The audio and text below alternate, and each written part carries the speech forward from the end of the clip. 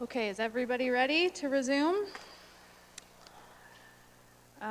Special council meeting. I now open the special council meeting and we need to approve the changes to the agenda. So I have a motion moved by Councillor Rabbits, seconded by Councillor Columbus, that the following additional correspondence be added and that council waive the rules of order to allow a time-sensitive motion on the agenda. Everyone in favor of the changes to the agenda? All in favor? And that's carried. As you can see, there are two additional items of correspondence. We've just done that. Are there any declarations of pecuniary interest? Seeing none, we will proceed. Discussion items. Does anyone wish to pull discussion items or talk about them? Okay. We have emails from CAO Mr. Burgess. Do you wish to speak to these before council considers a motion to receive them as information? Through the chair, no.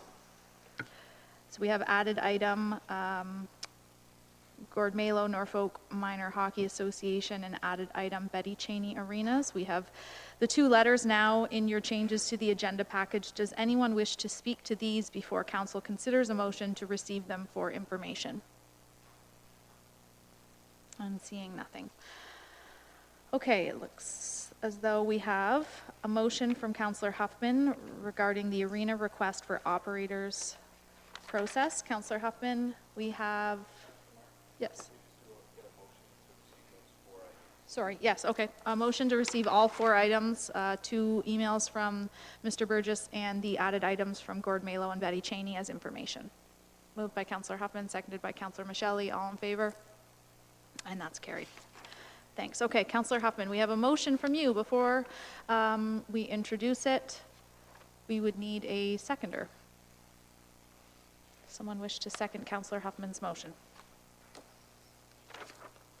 Sorry, Andy, I got to look at my notes more. Councillor Taylor, thank you. Okay, Councillor Huffman, I will pass it over to you. Thank you, Chair Martin.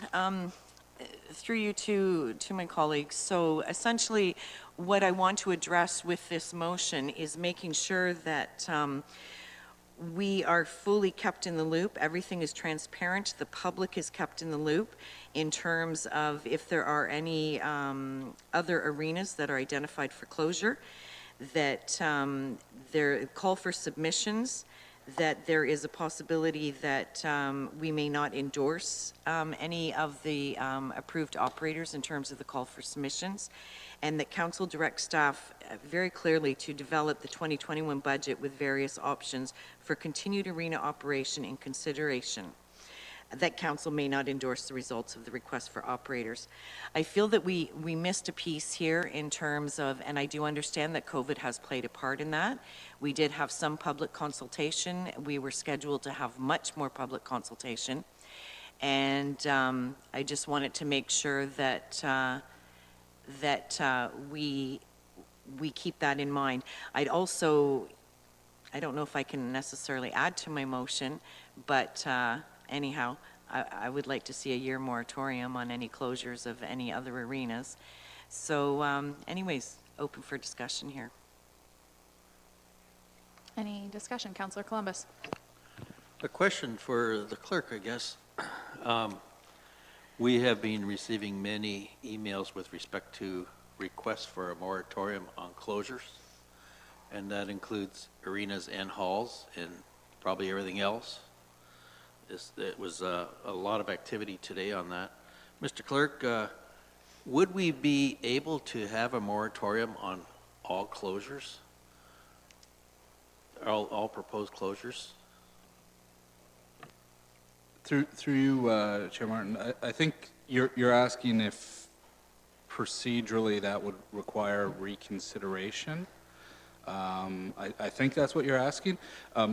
If you're just asking to defer existing council decisions for a specific time period, that would be allowed. You just can't defer anything indefinitely. So it would still have to be considered at some point. But if you aren't materially changing it, if you're just deferring the staff action, that's something that's within council's purview to consider. So you're saying that we cannot have a moratorium, but we can defer all closures for, say, 1-year period? Through you, Chair Martin. So we haven't considered the 2021 budget yet, and that would be the major area where the impacts would be on any further deferral, I would think. If it doesn't impact anything that's currently happening in this year's budget, then there would be nothing preventing a further deferral. So right now, we're having a call for submissions. So if there was a deferral, would that kind of do away with the need for a call for submissions? I think I'd have to defer to Shelley Darlington in that area, because that would be her kind of area of purview. Sorry, I'll start and I'll hand it over to my colleague. I think you have two issues here. One is if you make a decision of a deferral, or sorry, of a moratorium for closure into 2021 prior to having your budget debate, I think you will, that becomes challenging for council because you're making a budgetary decision outside the budgetary debate at that point in time. As noted, in this process with the calls for submissions, the timelines and transition timelines would all be as part of the approval process for council. So in fact, as part of the approval process for council, they can actually dictate the time. There may be suggestions from the user groups on that, but council can also dictate the time for either a transition to another user or another participant, or to reject all items anyway. So everything's always within council's discretion for decision making. So if council decides not to transition anything from the call for submission, that's council's decision. There's no decisions made unless council puts it in. If you did put a moratorium on and council did approve it, I would suggest that's a material change to the call for submission, and we would have to withdraw the call for submission once again. I don't know if there's any. Shelley's nodding that I got it right, so I took a, and she just advised me that the call for submission is a non-binding process, unlike like a tender or an RFP where there's certain obligations for the county to award, so that's why we chose that process. So there can be proposals, but we can just choose to do nothing at that point in time. The feedback that I'm receiving on the call for submissions is that how can any group put a plan together, like a business plan to operate an arena when we're in the COVID period? And, like the economics of taking something like that on, it's so unpredictable because of the COVID experience. So that's the concern that I'm getting from some of these groups that perhaps had an idea to bring forward for a call for submissions. Any comments on that? Sure, there's lots of ways that proponents can do it, and when we have a meeting with the proponents, that I'm sure is one of the questions. In many of these items, even in large kind of P3 type of practices, there's a number of clauses that you put into those type of contracts where they say, if there are material economic changes that would impact the materiality of the transaction, then both parties can exit the transaction. So this is non-binding. So I would. There's a couple of things. Because the process was delayed, I don't perceive the earliest I would think that any type of transition could occur would be Q4 of 2021. And I think both parties would be, would be negotiating terms around, if there are, if COVID's still there and there's concerns about it, that there would be exit clauses for, for the parties. At the end of the day, the intent of this was to get ideas and see if there was groups that could do it on. The intent is to have groups take this on and be successful. The county wants a successful operator of these facilities, so we would try to structure the transaction in a manner that protects those users, but also gives the community an opportunity to do something, maybe more so with the assets that exist. So I think that, am I saying it doesn't have an impact on it? Obviously, it should have an impact on it.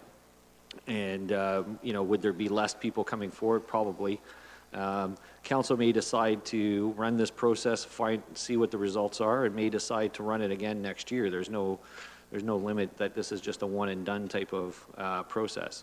But they can find some. We do have interest. There is people signed up for the sessions to get more information. And if we let it run, see what comes out of it, and then council could make the decisions at that point in time.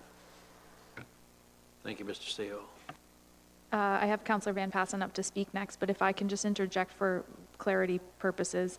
We keep talking about how we have the option to choose to do nothing, and with the information that comes out of the calls for submission or calls for service, but I feel very confused about that because the budget motion stated that another arena would close if we didn't have uptake in this calls for submissions. So is our option to do nothing and not close another arena based on, we could just do the calls for submission, not like any of them, and then stay the course? Because my understanding was it was the opposite. If we did not select one of those calls, that we would be closing an arena. Can you clarify that? Sure. Through the chair, the intent of the budget motion was to obtain a targeted savings amount from arena operations because we obviously didn't levy that amount. So there was an additional requirement of $150,000 that needed to be saved on that. Staff have worked diligently in that area, and because of COVID and a variety of other reasons, we have that. So we were able to, or we have been able to save that funding. So there is no budgetary requirement at this point in time to do it. I think the motion was, could have been worded better at the budget time because there was always the option for council to make the decision at that point in time. The issue from a budget point of view, when we're doing it, we have to break it down to levy dollars, is we had to put a savings target on that because we had to levy the appropriate amount. So the targeted savings was 150. Staff is comfortable with the savings that we have to date, so there is no requirement for this year, frankly, to make a decision to close again. It'll go into this fall's budget season for the 2021 budget.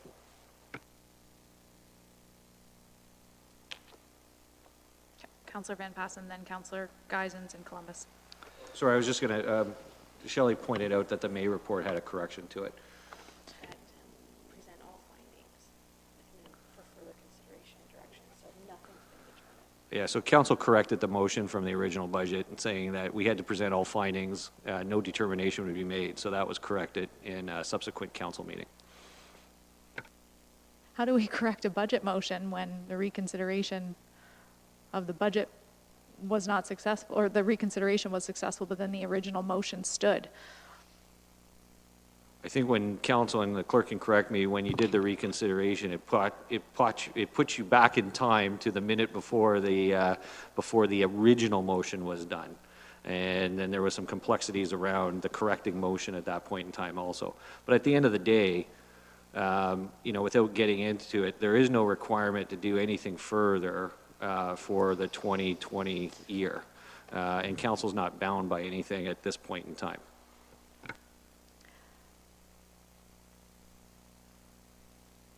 Councillor Van Passen, Councillor Geisens, Councillor Columbus, and then Councillor Huffman. Thank you, Madam Chair. I will not be supporting this motion. I don't even know why this motion is here. We made decisions in January on the budget, and that started the process.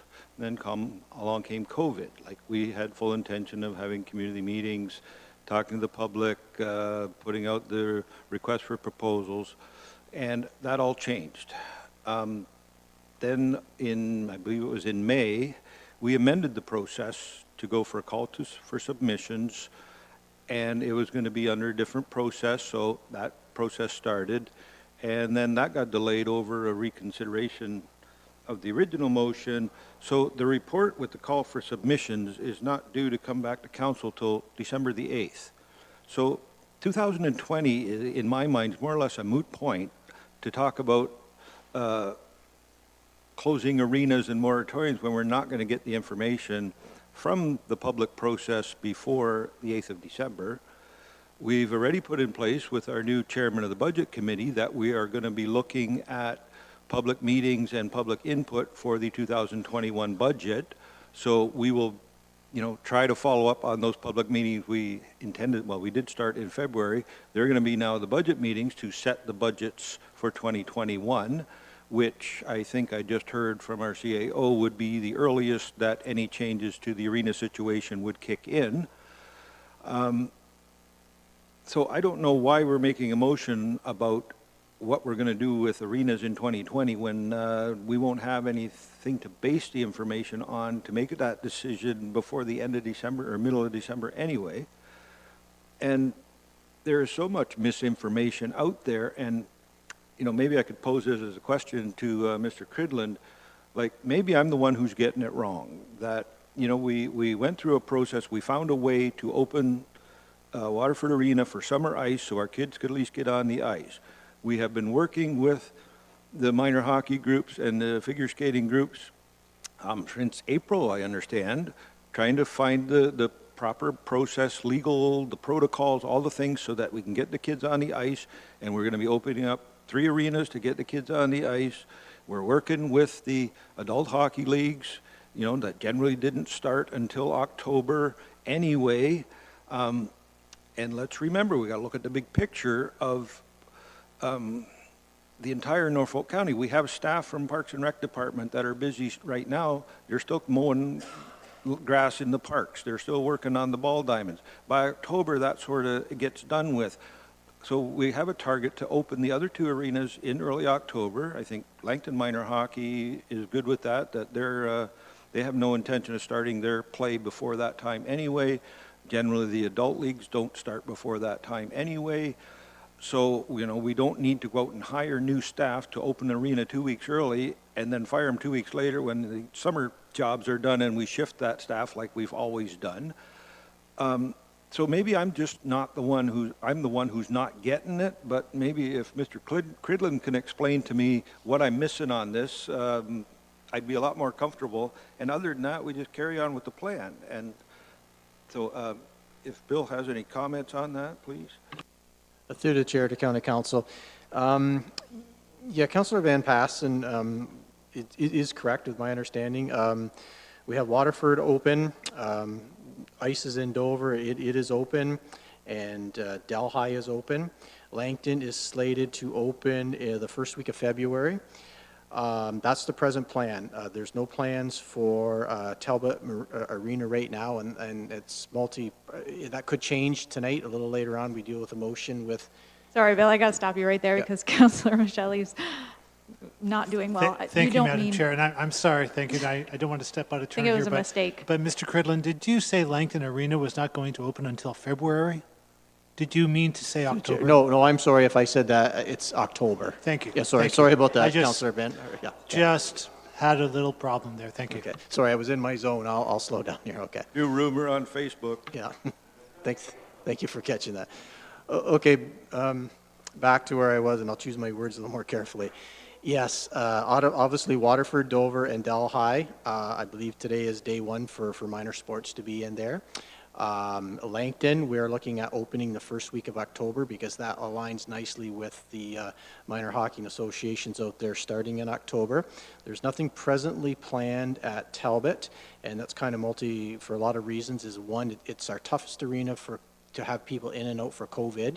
And also, a lot of this could change tonight with the adult hockey leagues coming. We presently do not have finalized numbers from figure skating. We have numbers that are close from either of the Norfolk hockey, which is basically the East End, including Delhi, Simcoe, and Waterford, or Delhi and Langton. Their numbers are still not in, so as of right now, it's a number game. But we've been assured that there will be enough users for the 3 arenas right off the bat, and then when Langton kicks in, we will go there in October. And depending on how things go with the adult leagues, that still leaves us Talbot, which could be open depending on need. There's been no decisions from staff level on closures. It's just not opening an arena that we can't have acceptable hours of rental ice in a year. So I hope that helps. Councillor Geisens. Yeah, I agree with what's being said here. That's basically what's going to happen. Theoretically, we are going to have some, the skaters in Langton are going to go on the ice on October the 1st or somewhere in that, from what I was told. And the same thing, I guess, with the people with hockey and everything like that. I don't know if they're getting as ready as they were with the skaters, but it's coming. And I really would hope that this that we've been talking about here, that it's going to be open for for basically them to use as much as they can and everything like that. So if something else happens, well, then we can have another look at it. But right now, I would hope that all of council around here would say, and that's what we are going to do. And I certainly hope that we do. So thank you very much. Thank you, Councillor Geisens. If you could turn your microphone off, I'm going to pass it over to Councillor Columbus. Thank you, Madam Chair. This one for Mr. Burgess, I guess. We have 3.2 million, or I think that's what it is, that was put towards the hub. How can that money, when it comes back, or whenever it is coming back, hopefully soon, when can that be put into the equation to offset the cost of some of these arena closures? Or where are we at with retrieving those dollars? I guess that's the question that we're all getting publicly. Through the chair, we're going to issue a report for consideration at council. Part of the report would probably be an in-camera report for council's consideration on options to consider what to do with the hub land. The put option that was written into the agreement is our put option, and it's a fairly broad put option. So we'll give council a number of options to consider in the next, either the next council meeting or the one following. Councillor Huffman. Thank you, Chair Martin. I'm through you to Mr. Burgess, just to follow up on Councillor Columbus's question then. So just to clarify, what you would be saying is that there, even though the public and council was told that the money for the hub, if it was not successful, would be coming back, you're now saying that there could be other options presented to council? That is correct. Oh, sure the public will find that interesting. So the point I wanted to make was in regards to, and I'm going to follow up to, in regards to Councillor Van Passen as well, and what he thinks he's not getting.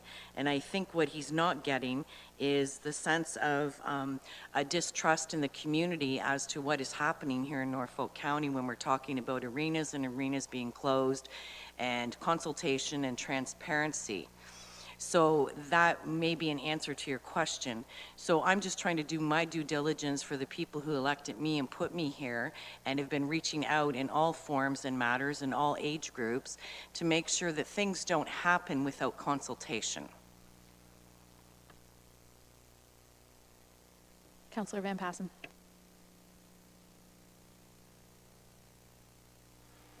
Well, thank you, Madam Chair.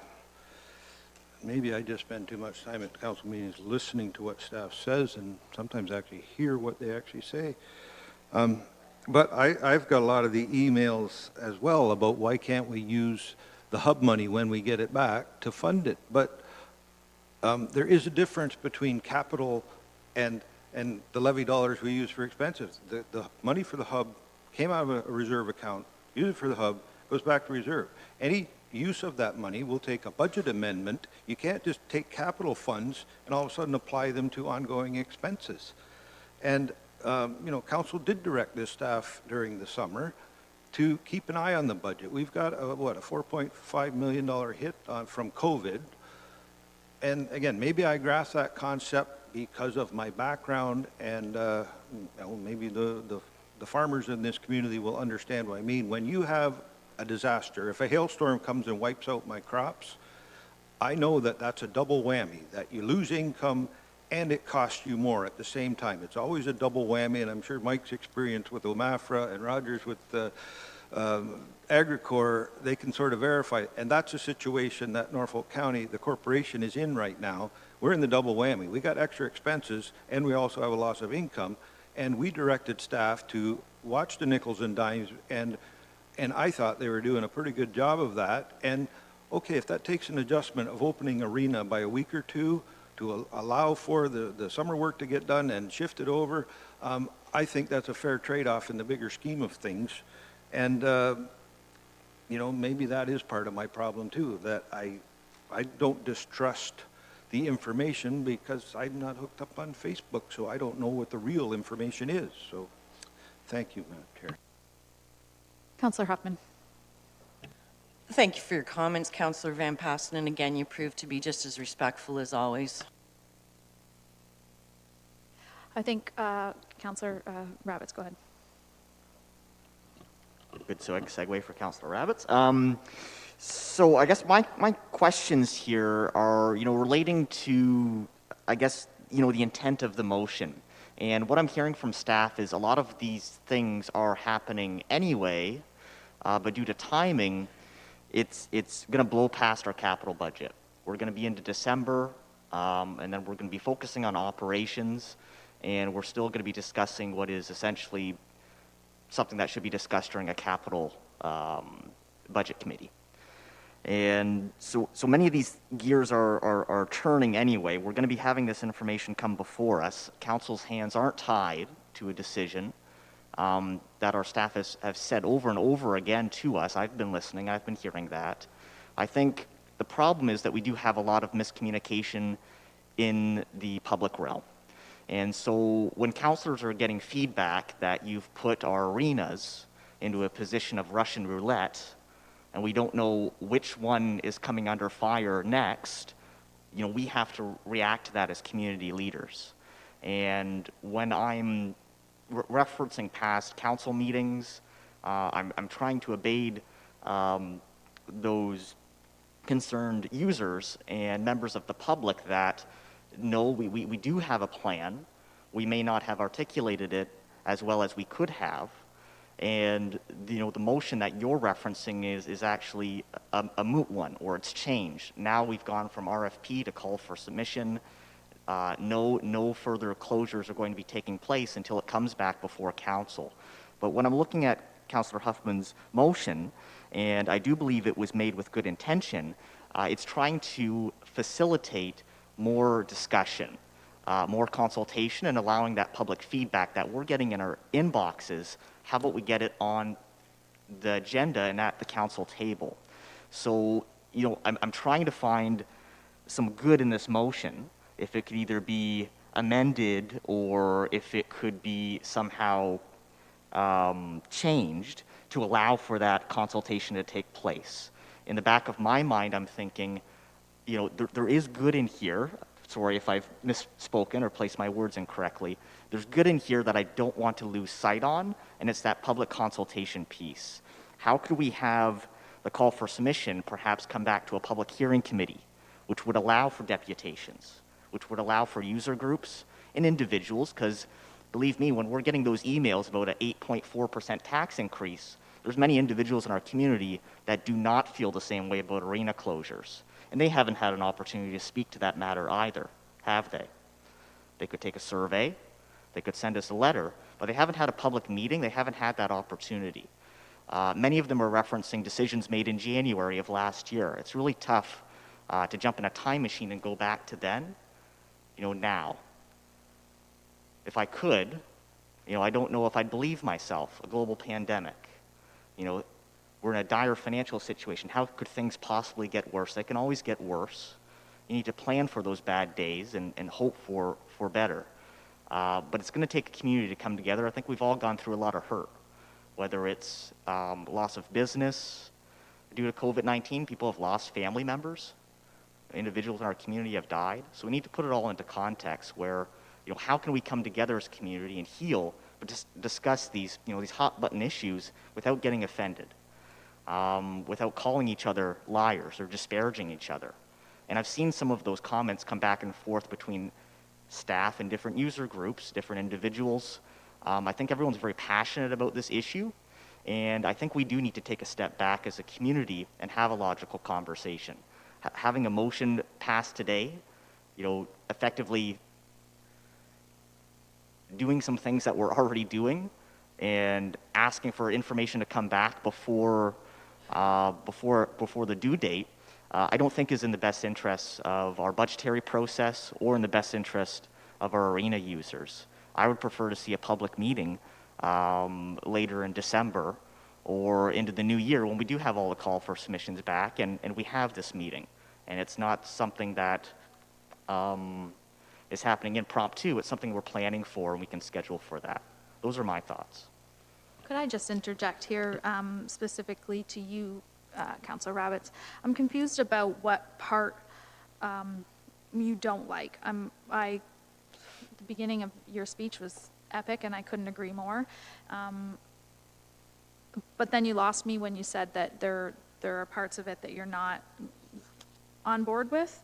And my take is that it's acknowledging that the staff report respecting results of the request for operators when it comes forward, that then a public hearing or a public meeting would occur. So it's not stop. I'm looking for clarification on what part of the motion you don't like. It's not stopping the calls for submission. It's asking for the details and the findings of it. Should an arena be slated to be closed, for that information to go public? Can you just? I can respond to that, thank you. I think the part of the motion that I don't like and I'm not going to be supporting is the vagaries, surrounding this interfering with the call for submission process. I worry that staff's, from staff's perspective, I can't put words in their mouth, they're going to have to answer for themselves, and I believe they have concerns with the motion about how it's going to impact our call for submission process, how it's going to impact timelines when information comes back to council. I believe that's what I'm hearing from staff, that is their concern, that they believe that this is the intent of the motion. And I'm struggling to wordsmith or propose a counter proposal that is with the intent of the motion, where all residents of Norfolk County, and I'm quoting here, should be provided the opportunity to comment prior to the county closing another arena, regardless of its location. That's a golden nugget in here that I'm trying to pluck out, and I'm trying to help facilitate. Yeah, I understand what you're saying. I think we need another motion to do that.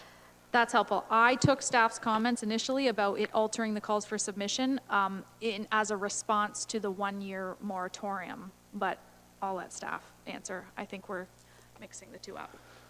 Yeah, through the chair to council, the staff's comment was we would pull the calls for submission if there was a one-year moratorium. It's a material impact, so that would be that. I think if it may be helpful just for council, just to be reminded of the process. So this council amended the budget motion that all submissions, so the submissions would come in, they would be graded by staff. Council had specifically requested that all submissions, even if they didn't pass the benchmark, would be provided to council for review. The process would be that it would be a staff report. It would go to 2 meetings. Originally proposed was, it would go to committee and council, which is a public meeting, and then obviously that would then be forwarded to council, again for a public meeting. In the RFP, it's very clear that that council makes all the decisions and all the recommendations. This is not, that which proposals get selected. It's to council. So, if you want to add an additional public meeting onto it, we could back it up, to have a third meeting in the very first week of December. We can do that. But then you're going to have a public meeting, and then you're going to have a CIC, and then you're going to have a council meeting. So if that's something council wants to do, to have 3 public meetings on the matter versus 2 that was originally proposed, then I think staff can adjust the schedule for that.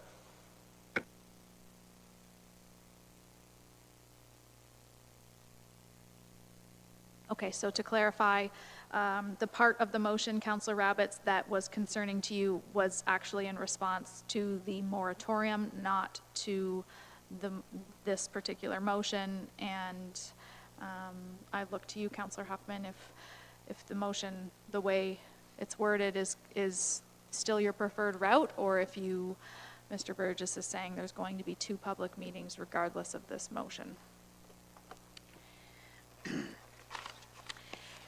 So in regards to that, so I want to go back to, thank you, for God, Chair Martin. So in regards to Councillor Roberts, were you looking to do a friendly amendment?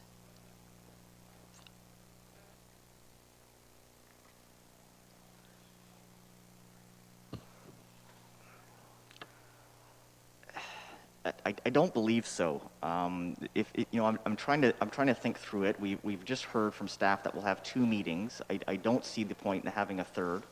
But this is a substantial issue in our community. If we think we're going to have that much talking time, perhaps it's worthwhile exploring. I'm looking at the motion, and I'm not necessarily trying to critique it. Though that is my role as a community councillor. I'm trying to work with the team that we've got here to get the best motion for Norfolk County. I'm looking at the second clause, and whereas option 1 of the staff proposal for arena closures considered in January 2020, recommend the closure of Simcoe Recreation Arena and an arena on the west side of Norfolk County. And I can't recall that being part of either the original motion. I remember we had some statistics provided to us about usership. We reviewed Langton, we reviewed each of the different rinks, and I can't recall that being part of the original motion, deciding there was a geographic area in our community where another arena would be placed under the gun. So I'm just struggling to read through this to see if this isn't not contributing to some of the noise that's out there, the miscommunication. We've just had Jason Burgess lay it out for us here. What staff have been planning and continue to plan for, and now we're going to have another motion, and I don't see, is that working cross purposes? Are we doing this anyway? I'm just trying to see what is this motion going to change, and I haven't heard that from the table today. What's it going to change for us? Well, in my opinion, what it's going to change is it's going to change in involvement from the community, involvement and transparency. So we're just hearing now, and this is where my problem lies, not being able to get all of my information off of Facebook, but from the constituents that I speak to, with all of the miscommunication out there with the user groups, et cetera. And now just hearing from staff at this crucial time that there are 2 meetings planned. I suppose that would have been good information to have prior to tonight, would it not have been? So again, my point is that the lack of communication is just, it's not fair. It's not fair to council, and it's not fair to the community. There's a lot riding on this, and it was just a case of trying to make sure that when the call for submissions is that if something didn't happen the way it was supposed to, and there was another arena slated for closure, that there was public consultation in that, and that I guess maybe it's not worded the best way. I received some assistance from the clerk with this, is that looking at the 2021 budget is that we keep these things in mind. So that's the point that I'm trying to make with this motion.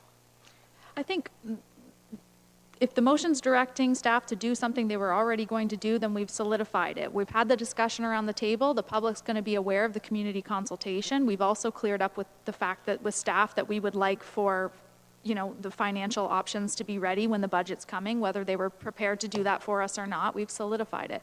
But I don't think that I don't think there's harm in having this conversation. Councillor Michelle would like to speak, Councillor Columbus, and then Point of order. Mr. Burgess is ready to speak. Need a point of order first, Yes, you Madam can. Chair. In defense of staff, this is not the first time we heard that there's going to be 2 I think public meetings. Mr. Burgess is going to speak to that. The report is scheduled to be delivered, we were told, December 8th, and I if you think look on Mr. your Burgess would calendar, like to speak to December that. 8th is council and committee, that's a public meeting, that recommendation goes to council. Okay, thank That's you, a public Councillor Van meeting. Passen. For the 3rd time, Mr. Burgess would like to speak to that, but I have Michelle and Columbus waiting. Thank you. I just ruled on it, so Councillor Michelle. Thank you, Madam Chair. A couple of things, if I can. I do have to say, when I was making my notes to prepare for today's meeting, I like Councillor Rabbits, did not recall that potential arena closure would be a West End arena. I don't recall us using geography as some kind of parameter for that. So I thank you for bringing that up, because I cannot find, and I would be willing to stand corrected, but I did not see West in our original motion in January regarding that, so thank you. I am, just if I can ask a question of the move for Councillor Huffman, now that we do know that we're going to have 2 public meetings, would that not satisfy the requirements of this motion, making it perhaps not necessary to carry, because we are going to get the public consultation that the motion asks for anyway? Am I permitted to respond to that? Yeah, to some degree it does, and I do want to say that there was West Arena identified. I do know that for a fact, but anyhow. Yeah, that's fine.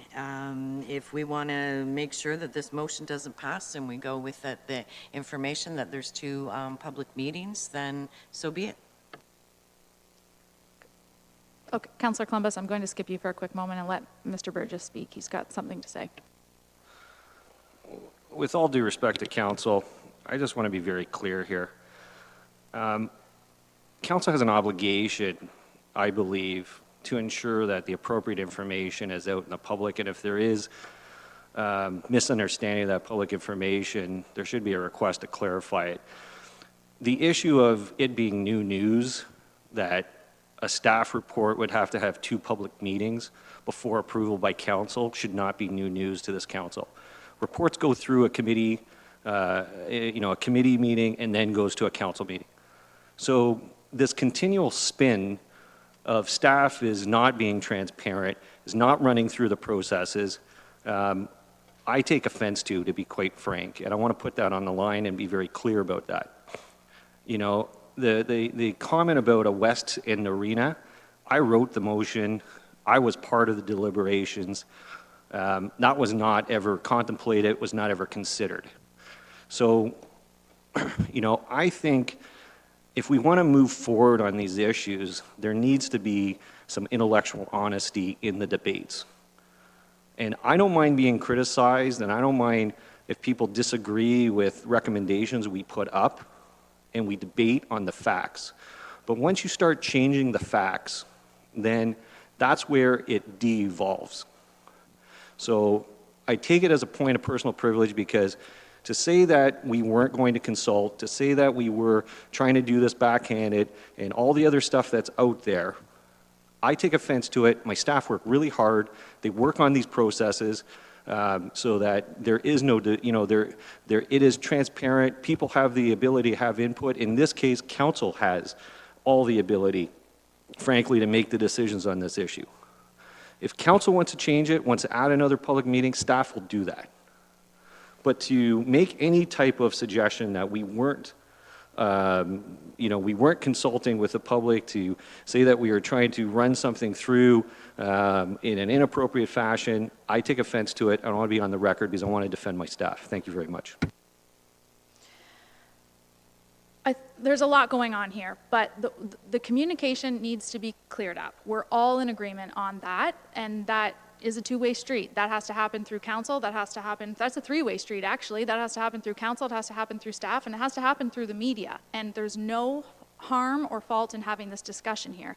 Councillor Rabbits made a fabulous point about this argumentative attitude between us and staff right now, and I don't think that that's the point here. Like, that's this council understands that you have a job to do and that you're all executing on our policy and our wishes, and that is fully respected. But we also need that in return. We need to be kept in the loop on issues. We need to be aware of what's happening, because then we have to react and do things like this, and it gets everyone agitated and on the edge of our seat. We need to iron out how we work together as a team, because we're making decisions for an entire county right now. So people are going to make mistakes. That's going to happen, but it's how we come together and move forward with it, and we all need to just cool it a bit here and iron out some policy that's suitable for the public at large. I think today, for the first time, we've just had comments about how there isn't a second arena being closed. And whether we talked about it before or not, this is the first that we've had confirmation on that, and I would like to have the clerk speak to that. If that's the truth, then that is great. But I can tell you, I'm not accusing anyone, as I sit here, and when we sat here on the 18th, it was news to me that additional arena would not be closing. My mind went back to budget, where we had another arena slated for closure. If that is my mistake, I apologize. That's not me pointing a finger at a staff member, but that was the understanding of me and a lot of the public. So I'd like to have the clerk weigh in on that. I don't understand how we amended that motion when the mayor at the time did not allow amendments come forward because we couldn't deal with Councillor Huffman's motion. We had to go back to the budget motion. If that's the way it is, I'm pleased to hear that. But I would like to know how we got to that amendment. So if the clerk can weigh in on that, and then I apologize, Councillor Columbus, I will go to you. I'll try my best, Chair Martin. My recollection of the motion from the budget proceedings was that it was intended to try to encourage community groups to participate in the process. There was some concern, I think, at the time that if we just said that we'll consider arenas in the future, that nobody might come forward with a proposal to take on other arenas. So that was issued, but still the fine details were lacking. It didn't say what specific arena would be slated next. And that was kind of part of the consideration that mostly occurred in closed session, but I think it gives some explanation to what you were seeking. The only other thing that I wanted to mention is, yes, there's 2 public meetings. It's just important in the procedural bylaw, we don't hear deputations at council. So there's 1 opportunity for deputations. Sorry, could you please repeat what you said? I'm going back to our August 18th meeting when we were informed that there was not a seconder on Councillor Huffman's motion, and therefore we had to go back to the original budget motion. At what point in time did that motion change, which now directs staff to not close another arena? Because if we were to go back into time in January, which is what I recall you saying to us, there was another arena slated to close. So at what point in time was that amended? There were 2 separate amendments. One was the process amendment to combine the community hall process with the arena one and the different timeline, I believe. And another one was a staff report where council verbally changed the September 2000 date to be the end of the year. So council verbally gave direction to do that, and then it's separate from those both happened before August 18th. And then that was the budget motion that we reconsidered. It read as such, that there would not be a second arena closed. And then when we came back after our deferral, you've lost me here. And I want to iron this out because I sat here on the 18th and felt very lost on the motions on the 18th. Thank you. If I, through the chair, can provide, or through the mayor, can provide some context to this. Staff brought forward a report on May 19th.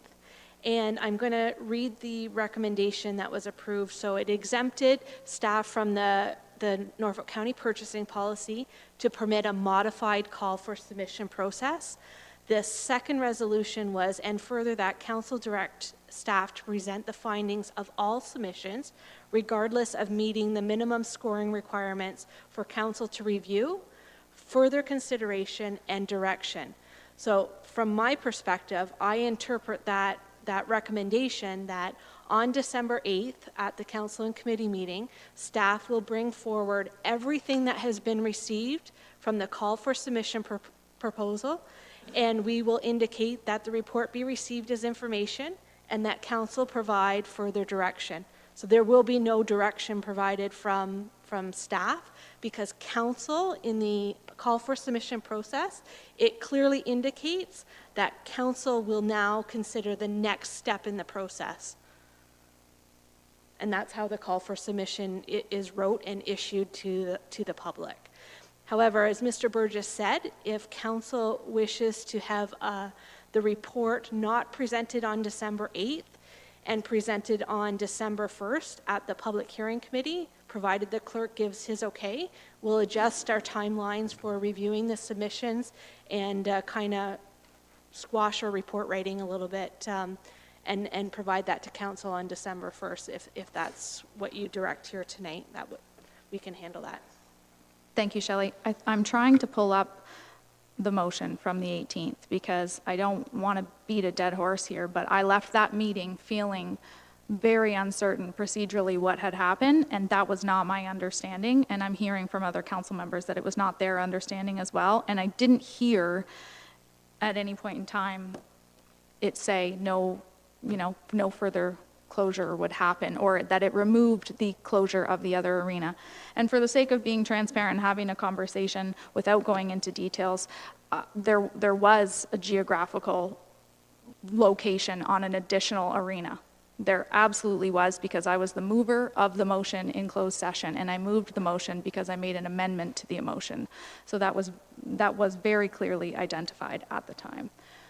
So Andy, are you able to, so I'm not sitting here on my phone? Yeah, if it assists, part of the reason that it was done that way on the 18th, and this is going to sound somewhat funny, was to try to make it simpler. It obviously didn't have that effect if council is unsure of the outcome. So essentially, the way I always describe reconsideration is it's like you went back in a time machine to just before the final vote. So council went back to the budget meeting, you approved that motion, and subsequently everything else that was subsequently presented by staff was also, and the amendments were also approved. Just as a simplistic way to do it and to avoid crafting a whole other type of motion. Ultimately, both procedural ways could have been done. We could have dealt with Councillor Huffman's motion and had a mover and seconder to amend it. This was just seen as being something that was procedurally easier. I apologize, Councillor Columbus. I have not forgotten about you, but it just came up on my phone. August 18th, no mover or seconder required. Motion is on the floor. Resolution number 10, Budget Committee, that staff issue RFPs for each arena to seek private or community operators, and that staff report upon the RFPs by the end of June 2020, and that Simcoe Recreation Center ice be removed, and that summer ice be provided at the Waterford Arena, and that the Senior Center at Pond Street be declared surplus to municipal needs, and that if successful proponents for the RFPs do not come forward, Norfolk County will proceed to close a further arena in September of 2020. And the messaging given to council on the 18th was put yourself back in time to January, and don't worry about this. If there are portions of this motion that have already been executed on, you're not to worry about it. The very next motion on the page, which is page 69 of the agenda, was Councillor Huffman's, which we could have received a seconder on, but did not. We were told it would be faster if we went back and voted on the original motion. Councillor Van Passen asked to put an amendment on and was denied. Councillor Michelli searched for clarification on why he wasn't able to put an amendment on and was denied. I asked you for clarification. Roger asked for clarification. Roger was told if he voted in support of this, he would be moving the seniors to the rec center, was not notified about the additional closures, was not notified or reminded about a geographical area of a particular arena that might be closed. So, no, it was not, but it was discussed and is discussed here in this motion as well. And so it makes sense that there's confusion on this. This is not pointing a finger at someone, but it makes sense that there's confusion on this because this is on the agenda printed on our website online of August 18th. So should this council, in an effort to move forward and stop beating the dead horse, should we now pass a motion with a more recent dated time, commenting, executing the policy in the direction of what Shelley's saying?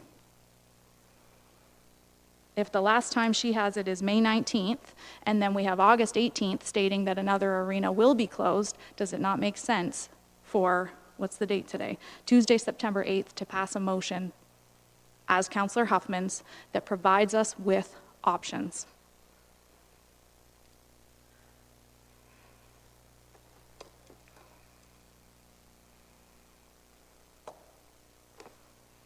Councillor Van Passen. I think I said this earlier on, but nothing will happen. The process that is already in place from previous decisions of this council will be bringing a report in near the beginning of December for council to look at. So any discussion of any changes to the arenas for 2020 is a moot point. We won't have the report until it's almost 2021. And maybe I need the budget chair to help me out. Could you remind me when the process is for the public input on the budget process that deals with all the options and where we want to go for 2021?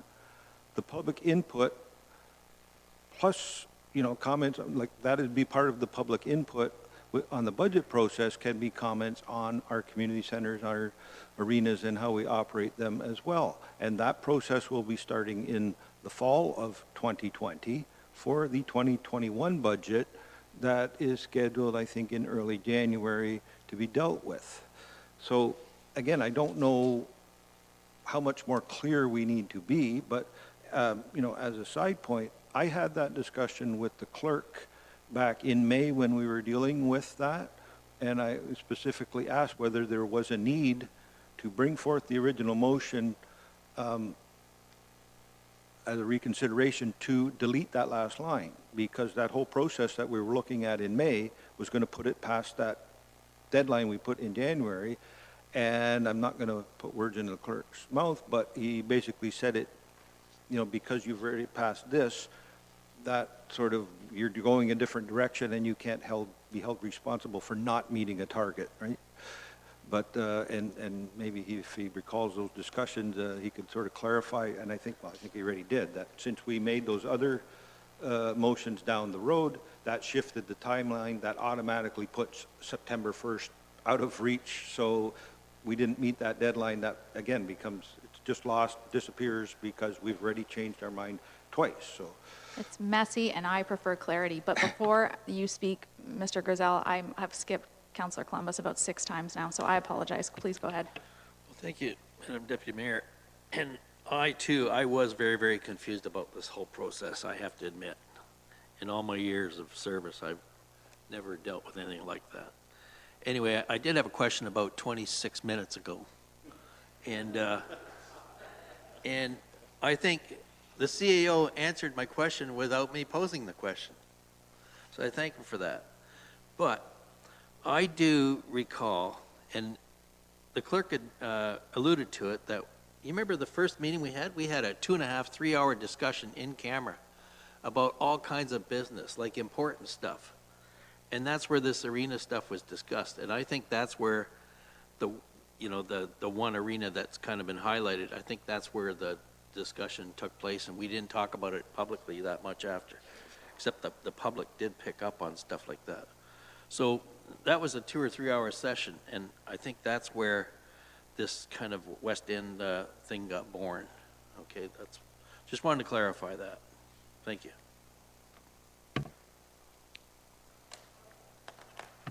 We have a motion on the floor, moved by Councillor Huffman. It's seconded by Councillor Taylor. We've gone around, had considerable debate on it. If I'm not seeing any further comments from anyone, my preference is, because this is messy, I would like a new motion passed that provides council with options or takes an arena off the table due to COVID and whatever. Whatever preference it is of this council, that will be the wishes of council. But I think this is messy. There are inconsistencies. From the very least, we have dates from January to May to August with contradicting motions about our direction. So this motion before us states that there are public meetings, which staff have said that they are already going to fulfill. It also states that council directs staff to develop options should we not endorse the results of the request for operators, which for me, I read, then at budget time, it will be the wishes of council whether a second arena remains open or closed. That's my 2 cents. That's where I'm at. I think we need to pass some clear direction. So I look to you Roger, is that a comment you want to make? Microphone, please. Are we going to talk about what yes or no, or what's going to happen I would like to hear something that's going to become clear. Otherwise, I'm not sure what I'm going to be saying again or do something like that. So theoretically, I'm hoping that we can come forward. So I've listened to what you've said and everything like that, and I'm not 100% certain as to what's going to come out of it. And that's what I'm really worrying about. So I'm hoping that, I don't know whether I can say that I'd like for the Langton skaters and the hockey and everything like that for this year, that they can at least get out and have something. You know, it's a long way. There's some kids that go to Tilsonburg, and there's others that may, but very few do. Theoretically, there's a lot out there that families don't have a whole lot to take their kids to the arena if they've got a long place to go and everything like that. So why all of a sudden that we don't have the money to do this for having, and basically it's not going to be a whole lot of money as far as I'm concerned, but theoretically I would think that this is at least for something for the kids in Langton. That's what I'd like to deal with. So theoretically, that's what I'd like to hear, and I don't know anybody else wants to do any different, but I am, so that's what I'm saying. Thank you. Sorry, yep. Okay, there's a motion on the floor. It's seconded. We've had debate. Recorded vote, please. Mr. Clerk, All right. would you please read the motion in full for Sure. everyone at home and Councilor Whereas Geisens? council during the 2020 budget deliberations moved that staff proceed to seek operators for arenas, and if operators did not come forward for arenas, another arena would be closed in 2020. And whereas option 1 of the staff proposal for arena closures considered in January 2020 recommended closure of the Simcoe Recreation Arena and an arena on the west side of Norfolk County. And whereas all residents of Norfolk County should be provided the opportunity to comment prior to the county closing another arena regardless of its location. Therefore, be it resolved that when the staff report respecting the results of the request for operators comes forward, there be a public meeting held to allow input upon the specific arenas, in brackets, identified for closure, and that council directs staff to develop the 2021 budget with various options for continued arena operation in consideration that council may not endorse the results of the request for operators. And now I'll call for a recorded vote. Councillor Michelli. No. Councillor Huffman. Yes. Councillor Van Passen. No. Councillor Columbus. Yes. Councillor Geisens. Yes. Councillor Ravitz. No. Sorry, Councillor Martin. Yes, And the motion, Councilor wait. Taylor. oh, sorry, Councillor Taylor. I missed you there. No. No. And the motion is defeated on a tied vote.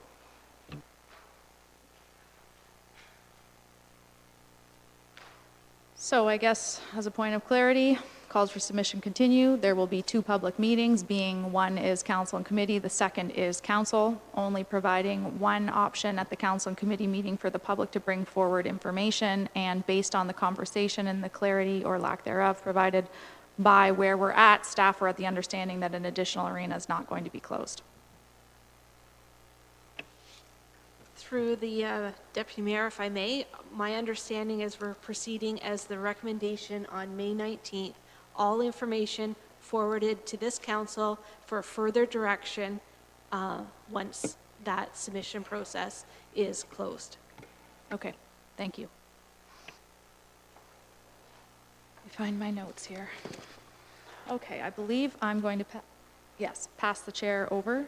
Do you want my seat? You want to switch? No, I can stay right here. Okay. I'll give you my notes. I got some that are, Andy set me up for success. All right, so everyone, we're going to be now moving on to Councillor Martin's motion here, read the provision of information to council. It's on page 11 of our special council agenda. Councillor Martin, we have the motion. Do we have a seconder for your motion? Councillor Huffman has seconded. We have a seconder. And is there any debate on the motion before us?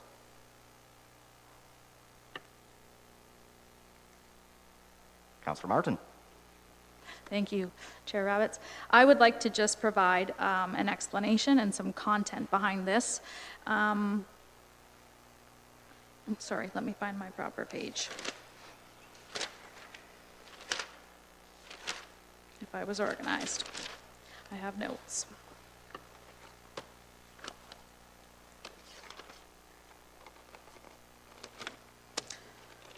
And they're lost. Bear with me, please. Okay.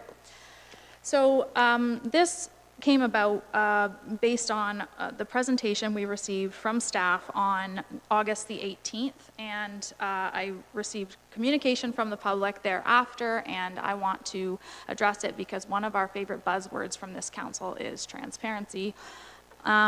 This council began recreation discussions and debate over services and infrastructure on July 21st, which resulted in a deferral until August 18th. At that time, we resumed with what I will call less than clear direction procedurally on how we should resume with the proposed motion, which we've already discussed.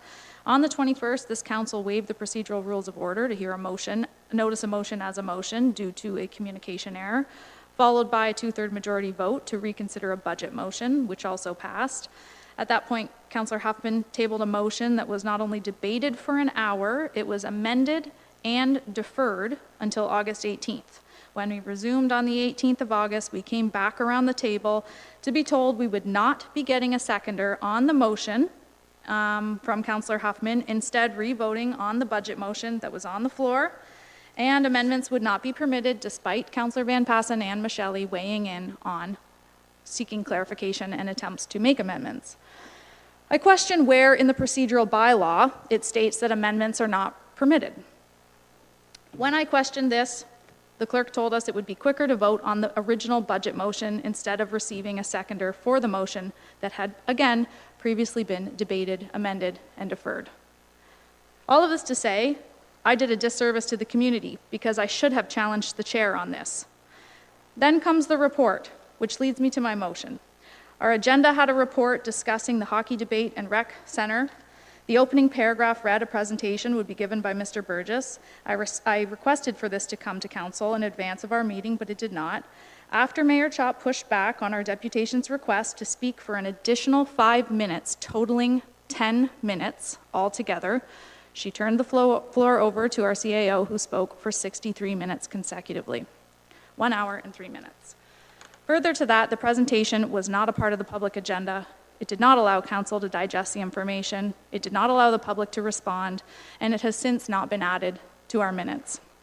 So in an effort to avoid this less than transparent behavior in the future, I hope that my motion will allow for an extensive not allow for extensive presentations to hit council's table without the public being aware and council able to review it beforehand.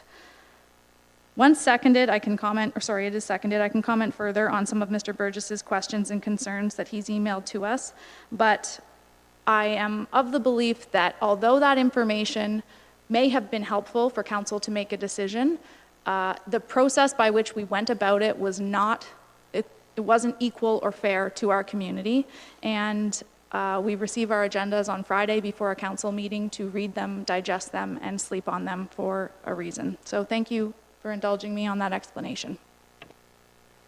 Thank you. And up next, I had Councillor Van Passen. Thank you, Acting Chair. I did have some questions for the mover, and you said you were going to deal with that, but like the 48-hour part, and maybe the clerk could, if he could remind me, what is the current deadline to get things into an agenda that we receive on Friday?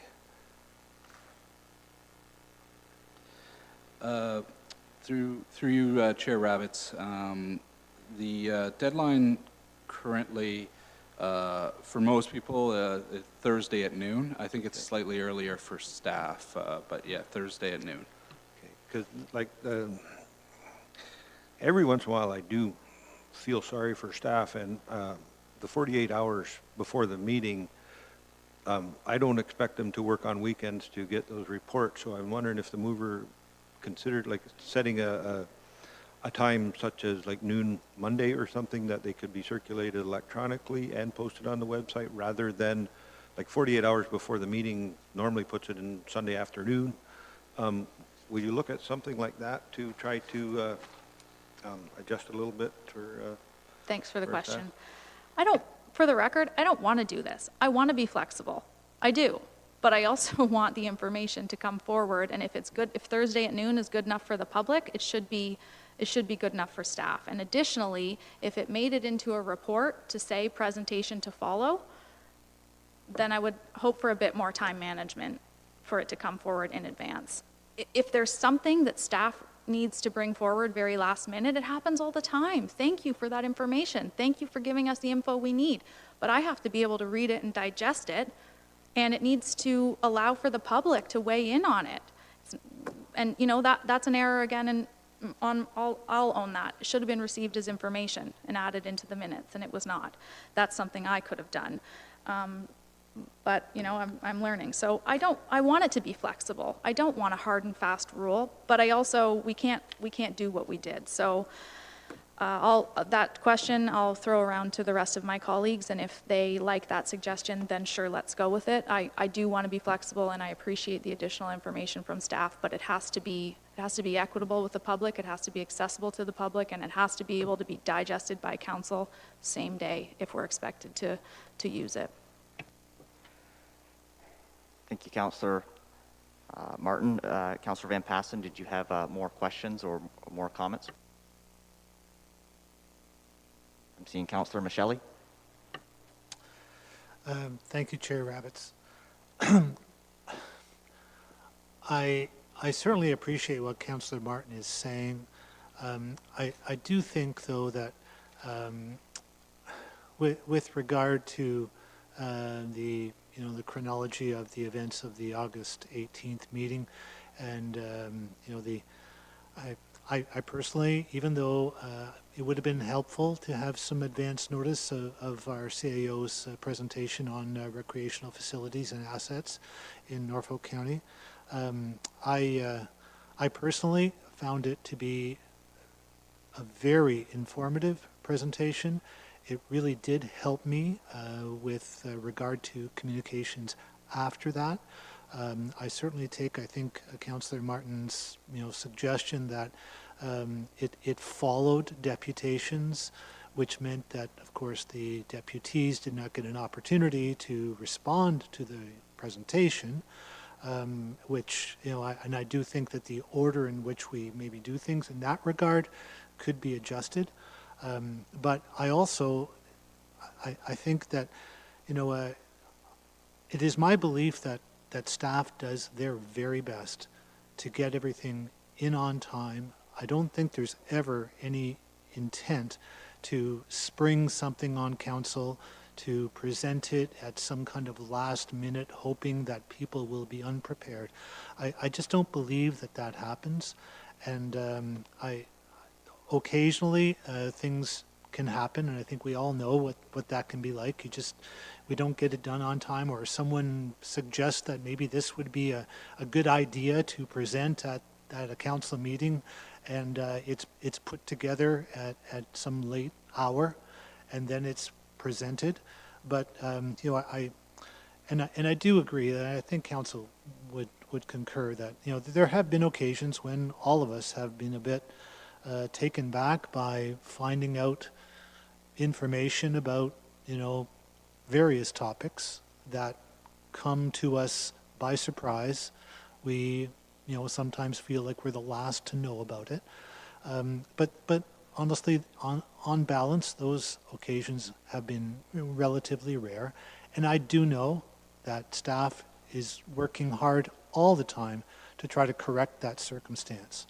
And I just want to say that I think also, and Councillor Martin has earlier mentioned how important and valuable working as a team is.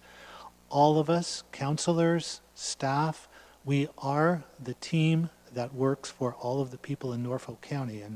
And I hesitate to, get into and I know that this is not Councillor Martin's intent, but I don't want to continue to kind of give staff the impression that we are constantly second-guessing their judgment. I have tremendous confidence in their judgment, in the work that they do, and I want them to know, and I think everybody at this table would agree. I want them to all know that we have confidence in their judgment, and I understand Councillor Martin's intent with this motion, but I do want to make it clear that I do support our staff in all that they do. Thank you, Councillor Michele. I had next Councillor Columbus. Yes, thank you, Chair Rabbits. And yes, the presentation that we did have, the 1 hour and 3 minute one, I found it very informative for sure. I'm just wondering, sometimes you get to a point where if we don't have that presentation at that time, I'd hate to see the whole thing be put off for 2 or 3 weeks in advance before we have a meeting to discuss this further.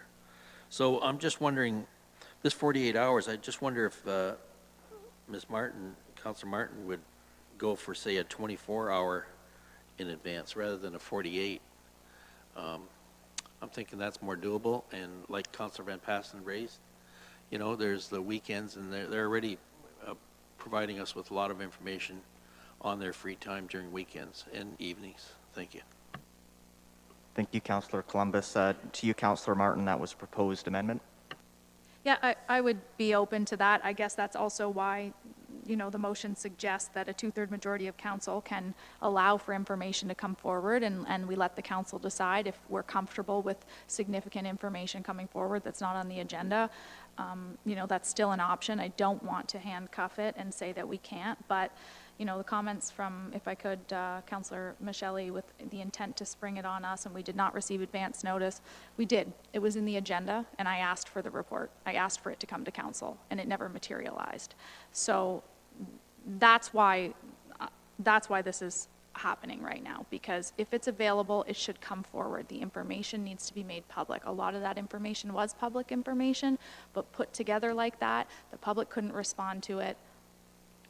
I wasn't able to sit and digest it all, and I don't want to have to sit and defer because information came forward. And is council going to support that?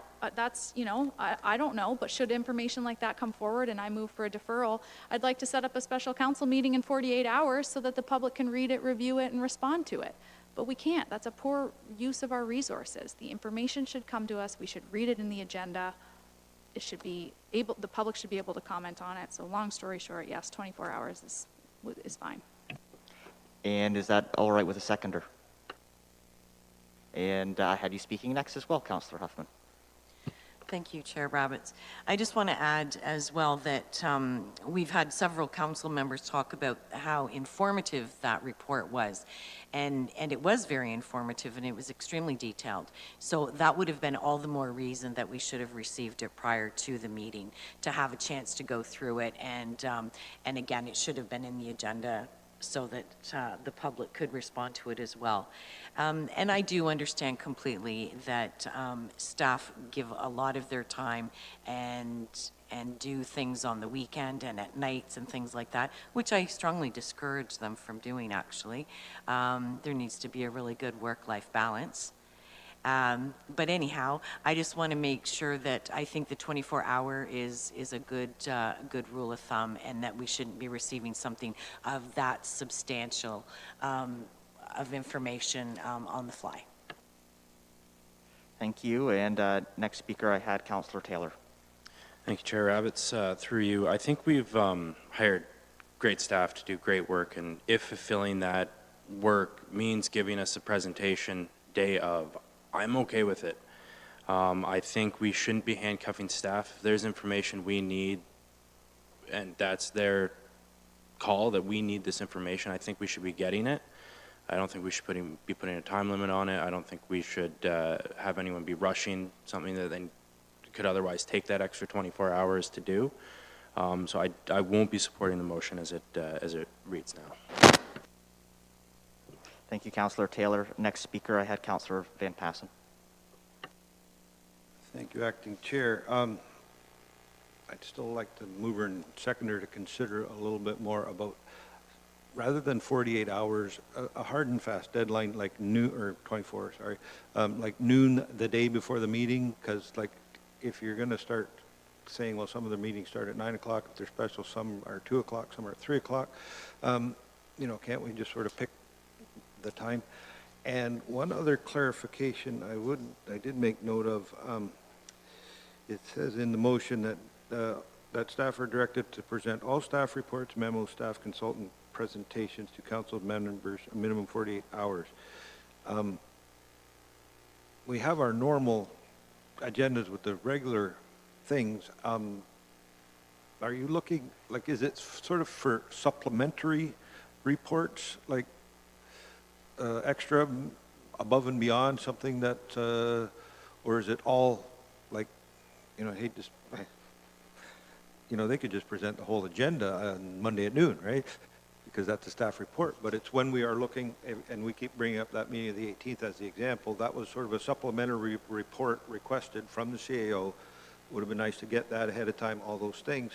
But I think we've got to make sure when we put motions forward, that becomes the policy. So we've got to be clear on what we're asking staff for. And I think what you're asking for is those extra things that we want as sort of a clarification of some question that was not in the original report, and we want to see those ahead of time and not just all memos and everything. So if you could consider that as if you wanted to adjust it accordingly.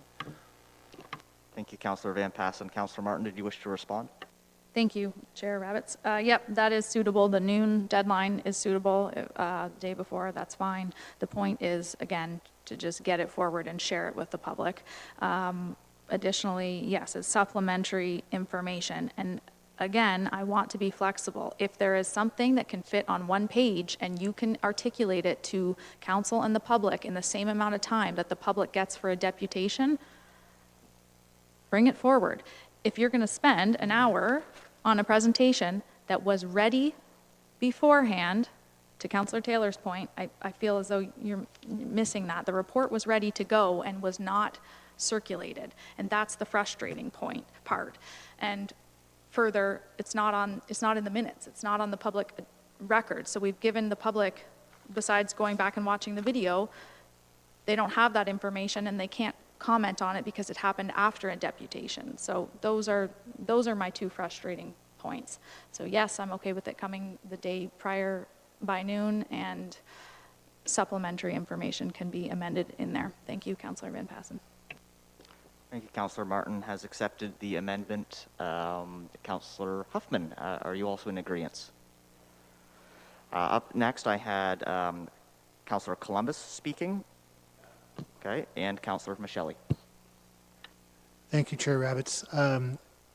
Just with regard to the recent amendment, Councillor Martin, I believe that you maybe in your motion kind of anticipated that, because you did indicate the phrase preferably in the printed agenda. Would that does that allow in that little bit of wiggle room I think that Councillor Van Passen is suggesting? Thank you, Councillor Michelli. Councillor Martin, if you could respond. Thank you, Chair Rabbits. Yes, again, looking to be flexible, but would like information beforehand.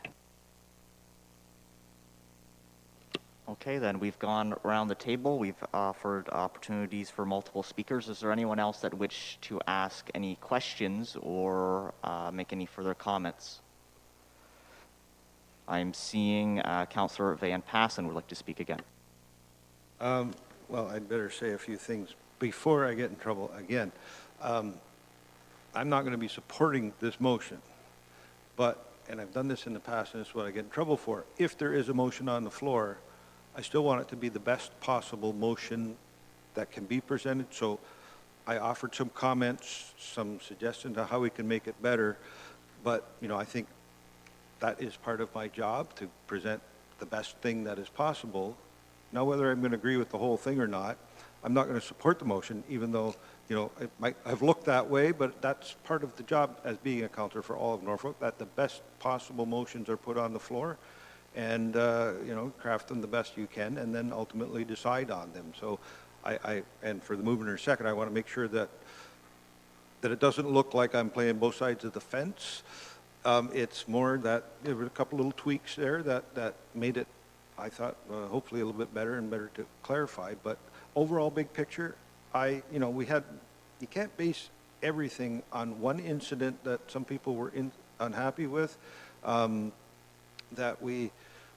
was a presentation. The report was in the agenda that on that date they keep going back to, and the CAO made a presentation. It's not a whole lot different than asking staff a question and they answer it, but all the same facts and figures were in the presentation as what were in the report. So I don't want to take everything based on one day, and we need to do a better job of our transparency, our openness, all of those things. We're gradually getting there, I do believe. I think we can do a better job with our media relations, and, something that I've harped about many times, and I don't understand it, but I see my kids working with their thumbs, and why we don't get more information out electronically quicker and get ahead of the curve on those kind of things. And half the time I can't find, minutes and agendas on our website because they don't get updated fast enough. And those are all the things that I think we're working on, and we're getting there. But, and I think it was mentioned by the mover that it all came out of that one meeting, whether that was total frustration or that was just the final straw, I have no comment on. But I want to make sure that people don't think that I'd say one thing and do the other thing. I'm just overall, I don't think there's a need again to amend all our rules over one situation, but at least there's the best possible one on the floor. So thank you. Thank you, Councillor Van Passen. I'll allow Councillor Martin to speak again. Thank you, Chair Rabbits. Next time I'll be less lenient working with my team to amend my motions 2, 3, 4 times, only to have to find a middle ground that would be suitable for the rest of my team, only to have it be objected later, but that's fine, lesson learned on my part. Unfortunately, I don't really want to even go down this road, but I'm not going to sit here and be made to feel like this is a one incident issue, because it's not. This also happened with the Ag Advisory Board with a presentation that came forward, and I got an earful about that afterwards with regards to our migrant workers. So it's not a reactive thing based on one presentation.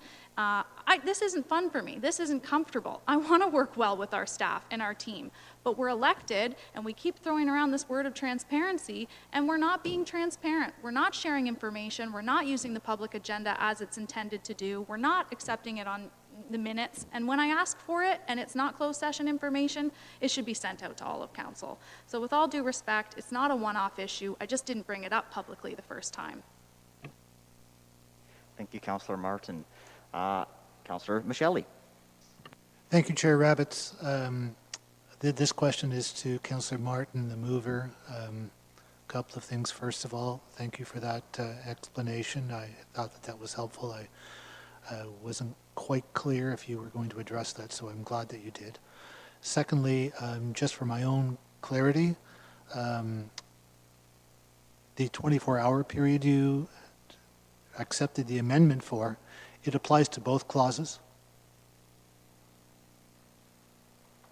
Thank you for that, Councillor Michelli. To Councillor Martin, we had 2 clauses at the end, and the 48 hours was mentioned in both of those clauses. Would you be able to respond if it's noon on both of those clauses? Yes, thank you, Chair Rabbits. Noon is suitable on both clauses. Thank you, Councillor Michelli. Thank you. And Councillor Martin, with that question and that clarification, I'm going to support this motion. Okay, with that, we've had multiple speakers. I think I'd like to offer an opportunity for the clerk to read the motion in its entirety. And before we call the question, I would like to provide an opportunity for any staff members if they did want to ask any questions of council, or if they had any 2 cents before we move to vote. Through the chair, thanks for the opportunity. I don't believe staff have any questions at this point in time. Councillor Martin is requesting a recorded vote, so I'll do that after I read it out.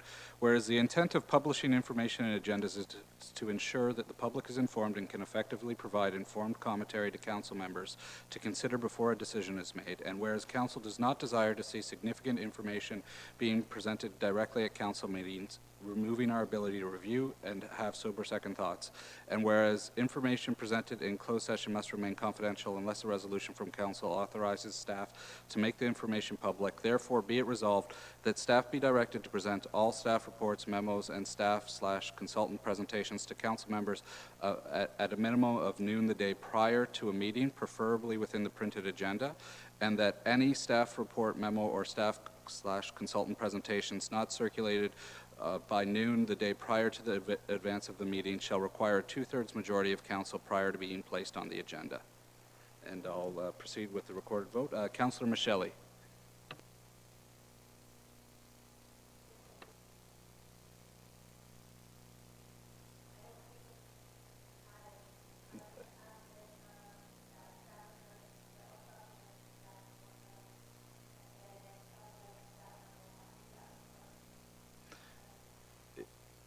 Okay, yeah, it is kind of preferably within the printed agenda, does denote it. I thought that covered it.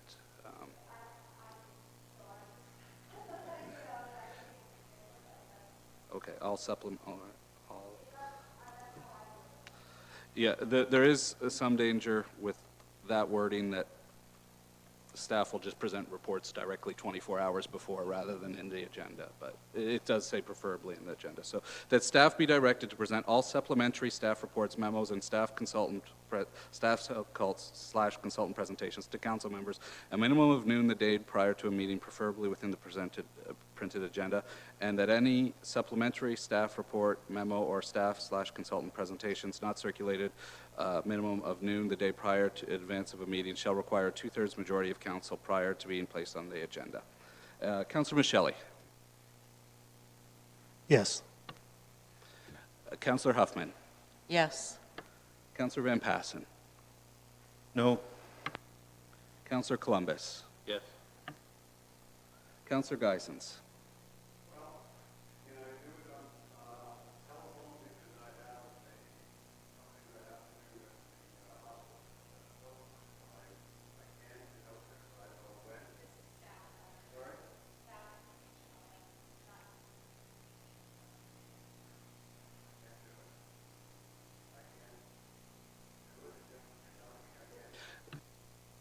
Sorry, Councillor Columbus, I think I might have recorded you wrong. What was your vote again? Sorry? I voted yes. Yes, okay, sorry about that. We'll just go through. Councillor Taylor?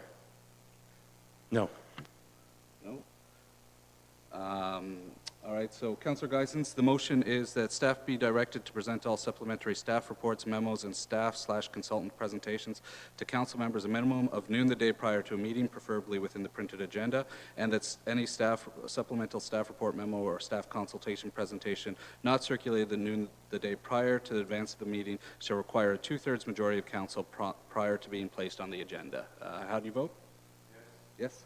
Yes? And Councillor Martin Yes. and Chair Rabbits. Yes. The motion carries 7-2. Sorry for that, my mic was still on. Motion carries 7-2. Sorry, 6-2? Yeah, we're missing someone. Well, thank you for that. I think, not being able to participate in the debate, I guess I just kind of want to throw my 2 cents in afterwards, as all chairs do. Some questions have come about procedural fairness, and this motion, it's been carried, and hopefully it's going to affect some positive change in creating a positive working atmosphere for those that want to have items added to the agenda, for those that are seeking information and are in a decision-making role in our council. I believe that that's the motion that we've carried today, and we'll have an opportunity to review the impacts of that procedurally moving forward. So, if there are any hiccups along the way or staff members feel that they weren't able to get information onto the agenda, or if there was any unintended consequences, to our actions today, I think it's worthwhile to sort of put that carrot out there that we can always have a future discussion about that. But I think we've talked about that topic enough, and we're ready to move on to our last motion, which has also been tabled by Councillor Martin. So this motion is on page 13 of our special council agenda. It is a motion regarding the resumption of adult recreational hockey. Councillor Martin, did you want to introduce your motion, or should I go to looking for a seconder? Sure, I'll just make a couple comments. Thank you, Chair Rabbits. It's fairly straightforward. I'm coming from the position where, this council was not briefed on the adult leagues not participating, and other information. Again, going back to we just need some better communication, but I also have concerns about this being time sensitive and needing to be addressed due to scheduling, because we're not going to get them on the ice overnight. So with that, actually, and I would also like to make an amendment to my own motion before we receive a seconder to avoid any trouble. I would like to add on from Councillor Huffman's motion that was on the agenda for the 18th. At the very end, it read that there was an expansion of the terms of reference for the RFAB committee. It reads, and that RFAB be specifically requested to work at the direction of council in concert with county staff to undertake and engage the public and recreation users to collaboratively develop a Simcoe Rec facility plan to lay out viable options for the long-term needs and uses of Simcoe's existing and prospective recreation facilities, and that staff be directed to make efforts to find operators, sorry, scratch that last part. I apologize. Prior to that, it should say, and that the Rec Facility Advisory Board be given an expanded mandate to assist County Council and staff by being further engaged on existing rec facility matters. Why is that relevant right now? Because that is a gap, a group that can bridge our communication right now. They can speak with other groups, they can have dialogue with other user groups, they can bring this information forward. There will be no gaps in communication if we engage this group and further give them the mandate to iron out and have discussions about our facilities and what's happening. So I'll give that specific wording to Andy so that he's able to read it all back to you, and thank you, Chair Rabbits. Thank you, Councillor Martin. So while they're getting organized and getting that wording, I would be looking for a seconder for this amended motion, and I would also just put it out onto the floor that since we've had an amendment and a printed agenda, would be in order to divide the question if you thought that it wasn't in keeping with the intent of the original motion. But having said that, do we have a seconder for it in its entirety? Is there a seconder? Councillor Huffman has seconded the motion. It is now on the floor for debate. Councillor Columbus. Yeah, thank you.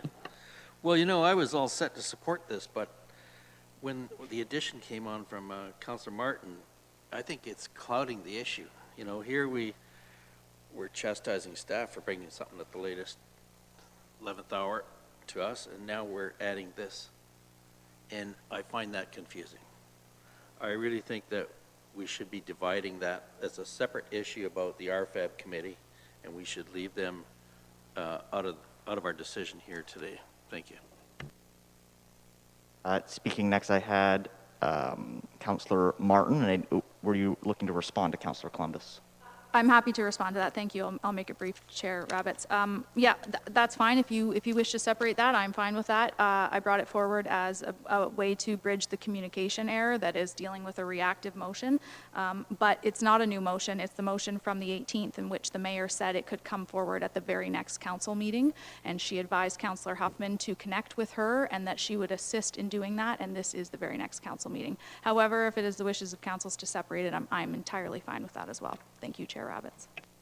Okay, thank you. I think what we will do is we will then move that last clause that was added, and we'll consider that after we have gone through the original motion as printed. Up next speaking, I had Councillor Van Passen. Yes, thank you, Mr. Chairman. I'd have to first ask the clerk, because this is not the next council meeting, this is a special council meeting, and if you're dividing that, does that create a separate complete motion? So that would not be allowed at a special council meeting, it would any otherwise, but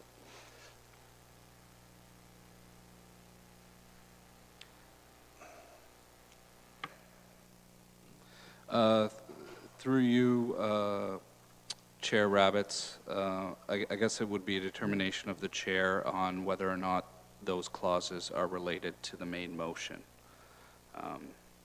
And I think Councillor Martin has explained the relationship between them, so I'm not sure.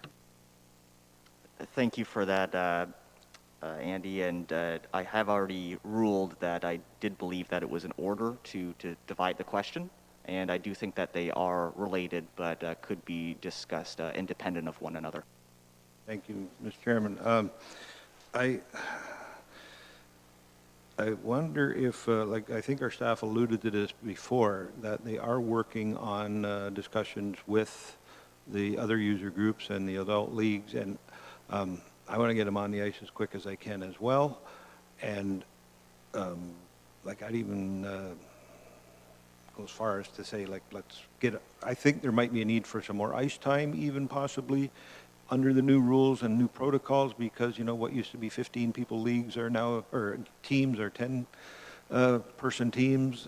But I think those discussions are ongoing with all of the different groups, and, you know, how do we bring them together and get those numbers?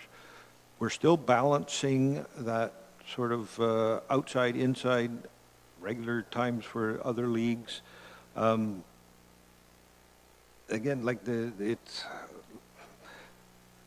got to give staff direction, but we have to give them clear direction. And, you know, what is a little bit more explanation on what the intent of this is, because I think it's the same intent I have. We want to get, I think I've argued this with our medical officer of health since the spring, that there is physical health with COVID, but then there's mental health, and getting people out there doing something is much more important to me than locking yourself up and saving yourself from the physical aspect of the health of the possibility of COVID when you're going stir crazy in your own home because you can't go anywhere and you can't do anything.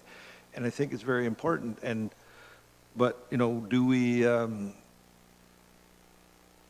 try to get staff to sit down, get all the user groups, get hours, like what we did with the Waterford Arena in the spring, to get the summer ice in as quick as possible, that we need a commitment from a certain number of hours and all that. So I wonder if maybe staff could tell me what I would need to ask them to do for us to accomplish the goal that we're trying to achieve. No. I clearly heard that question was directed toward our staff. Is there a staff member that wished to respond? Behind you there. Yes, through the chair. I will start. Lots of things going through my mind. I don't think there's, you know, anybody at staff level that do not want to get everybody back playing hockey as quick as we can. However, what we're finding, Councillor Van Passen was correct, there was a lot of work that went into the summer ice. I mean, COVID throws a bunch of things at us that we've never dealt with. So with the adult leagues come all kinds of answered questions that I don't know by doing getting them on there quick. You know, I'm just afraid that we're going to run into, you know, things like, are change rooms going to be open? Are they going to be allowed to use the bench? What happens if a team member gets COVID? Who approves their COVID-19 return to play? And with the minor sports organizations through Hockey Canada, it's all spelled out. It's a really good system. So when it came forward, staff could work with that because we knew exactly who was responsible for what and how that works. So with the adult leagues, I have a lot of questions on how to get them safely back to the ice as well as timely. Not a fan of doing any reports than we have to, but, you know, same as the pool, would a report help to pin a lot of these things down and have it smoother in the future? I just bring that up because I'm dealing with all kinds of things now. I think council's going to be inundated soon with things like museum openings and community hall openings. And a conversation yesterday with a lady in community halls, I'll be quick here, was the hall says I can have so many people. Yes, however, with COVID, it's more to a square footage. So your number in a hall that could hold 50 people maybe go down to 12 people. So it really changes the dynamic of that. And that's another item I'd hope to get out here tonight, that more wholesome reports would give us more information, because I just talked tonight about confusion and stuff. I just don't want to get down the road and have put them on, that's good, but what about this, what about that sort of thing. So that's my only hesitation. I'm not saying we couldn't hammer some of that out tonight, but I think, you know, more dialogue with the groups, or have them a better understanding, like talking with staff tonight. Do we simply make them obey, or not obey, but go by the rules of Skate Canada or Hockey Canada or the OHF, you know, because that's how we accepted the minor sports people. So that would simplify staff's life. I think I'll leave it with that. Raised a few red flags, and I'm not sure if CAO Burgess wants to add on to what I've said now or not.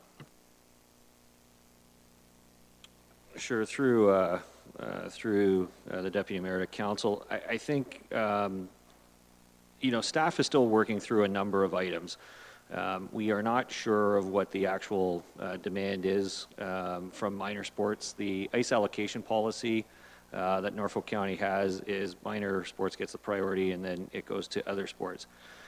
So we are trying to filter through what is the requirement from figure skating and from the Norfolk Minor Hockey Association, the Delhi and Langton Hockey Associations. We do have a physical constraint or a resource constraint that as of today, we have enough staff to operate 3 arenas because under COVID and under the system that we've designed, our staff increases by 50% for each arena. So we would normally operate an arena on a shift with 2 people. We now have to have 3 people. So if you wanted to operate all the arenas, we would have to hire staff and increase our cost on that. Now, we do have a COVID charge that covers part of that, but there's also the physical aspect of getting a 3rd staff member in each arena. There are procedural things that we would be concerned about that we would need to get clarity from this council on. It's one thing to say, let's open it up for the adult league play, but what does that mean? Who's managing the adult league play? Because under provincial rules, leagues can only be 50 players.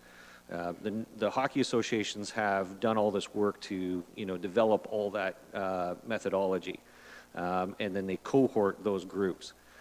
Who would be responsible to ensure that the adult leagues are actually monitoring that? If I have Norfolk Hockey, a minor hockey association, they have a board of directors, they report to Hockey Canada, there's oversight that's there. We don't have to spend as much time overseeing them. But if I have an adult league that is, Joe Smith organizes a bunch of guys, are we trusting that the booker of the ice is following all the rules? Because as a corporation, they're actually signing our insurance policy to participate. And our insurer wants to make sure that, that because they are insuring against COVID at this point in time. So if there is a claim, that we've done everything that was appropriate. Secondly, we have unionized staff at all these arenas. And there are situations currently developing, as you see in the province. You have 2 very big unions making a challenge to the provincial government on their return to work and whether they're in a safe workplace.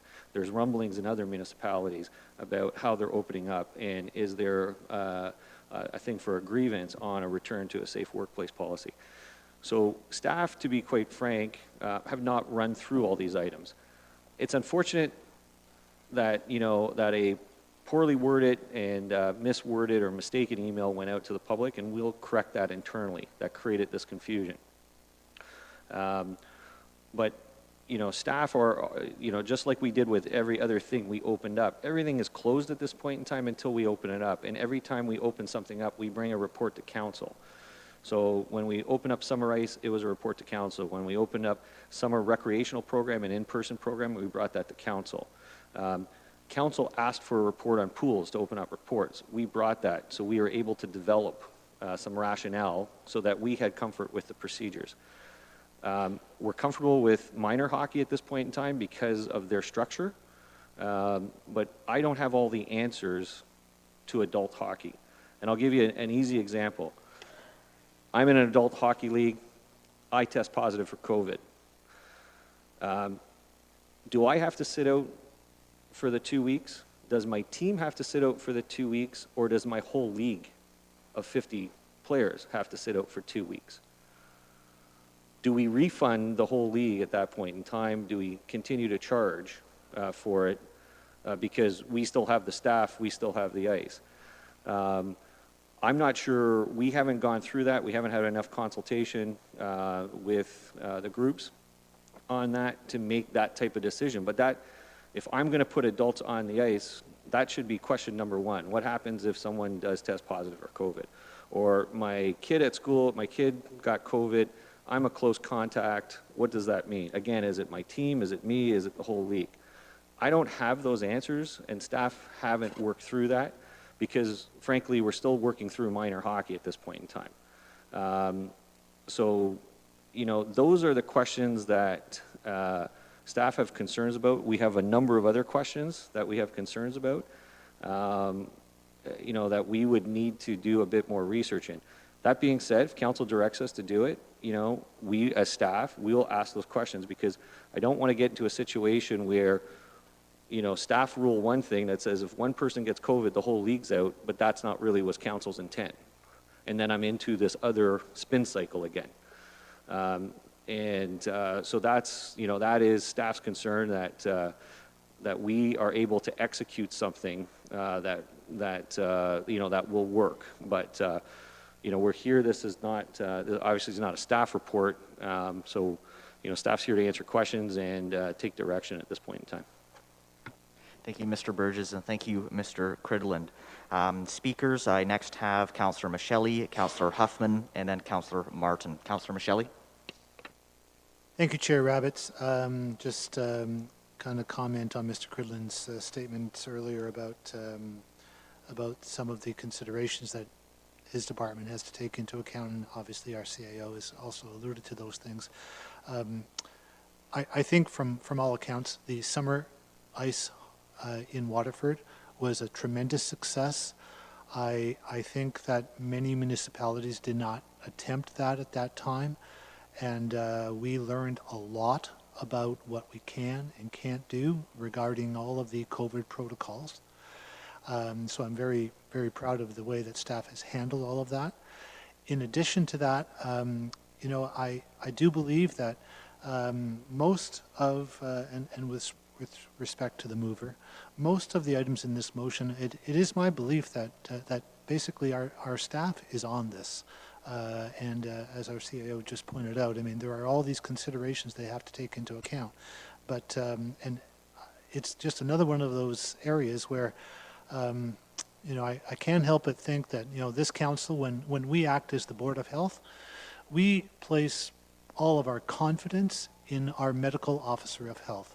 He is the person who we have hired to make these critical judgments and assess the circumstances, especially with regard to COVID-19. With regard to council, I believe that we have to support and have the utmost confidence in our chief administrative officer. He is the person who we have hired to make these decisions and to oversee these circumstances. He has the resources and the expertise to consider all of the additional factors that are part of opening ice for adult leagues. And my own personal view of this is that most of these adult leagues typically don't start until, you know, the first part of October, in some cases the end of October in any event. And I would just like to provide our staff, who I have all this confidence in, to work through this day by day, and to you know, keep in mind that as we have done in all other areas of COVID, we have taken a conservative approach. Our staff has, council has, and I would much rather err on the side of being conservative than, you know, push this forward so that some of the issues that we would much prefer not to take place do. Thank you. Thank you, Councillor Micheli. Councillor Huffman speaking next. Thank you, Chair Roberts. A couple questions for staff. One, what's the protocol in place right now if a youth on a team tests positive for COVID? Through the chair to Councillor Huffman. My short answer is, I'm not 100% sure, but my long answer is that it is in the regulations in the return to play protocol that they submit and they must go by. I could get that information from a Google search, I just don't know what it is now. The player is obviously removed, and then I think there's contact tracing that would go on, and it kind of takes a life of its own, but I don't personally know that. Okay, so that there is something in place through Hockey Canada or the Ontario Hockey Federation? Yes, that was kind of my earlier point, that through Yep. the minor sports and provincially recognized, it's there in spades. There's 3 different levels, they Right. follow each other, and they've got it, where the adult leagues are, don't have that presently. Okay, but it certainly is a case of where we don't need to reinvent the wheel. There's a lot of templates in place, and I think a key word that we're looking at here is we're looking at adults. And yes, I would hope that with the engagement that we've received from our adult population regarding, unfortunately, that the email that came out that caught everyone off guard, which has since been remedied to some degree. And we've had a lot of engagement from our citizens. We've had citizens submit policies and procedures to assist with this. We've got templates from the Ontario Hockey Federation and Skate Canada and Hockey Canada. So there's a lot of basis to go with. I think what the public is looking for is they're looking for definitely some clarity and definitely knowing that there are communications occurring and that there is a procedure being put into place and that they will be back on the ice the beginning of October. I keep hearing that they don't typically start till sometime in October, but I haven't really heard any kind of definite that we will be able to get them back on the ice by the beginning or so of October. And I think with the effects of COVID, and again, to echo what Councillor Van Passen was saying, it is good for people's mental health and their physical health to be able to get out and be active. It's a sense of community, and I have also heard rave reviews about everything with how Waterford operated through the summer. So I'm quite confident that our staff is capable of coming up with a return to play plan for adult rec users. Thank you, Councillor Huffman. We had Councillor Martin speaking next. Thank you, Chair Rabbits. Some of the comments I think we're going to mix up the two here, but the communication comments, I heard from Langton just yesterday that they still don't have a clear path forward and they don't have all the information they feel they need, and it's a chicken and egg scenario. They recognize that with staff, that staff aren't in a position to talk about scheduling per se yet, or they're not able to do scheduling if they don't know if the arena is open. And so insert the expanded mandate for RFAB. Who is managing these teams? Who's going to have, decide on change rooms, benches, if there's a sick player?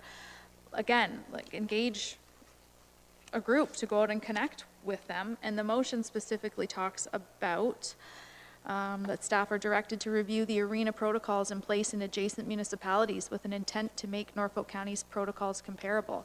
So let's connect and see what these places are doing. London has their change rooms open for 15 minutes. So you can't entirely suit up for a full game of hockey in 15 minutes, but you can come with most of your gear on and certainly put your skates on in 15 minutes.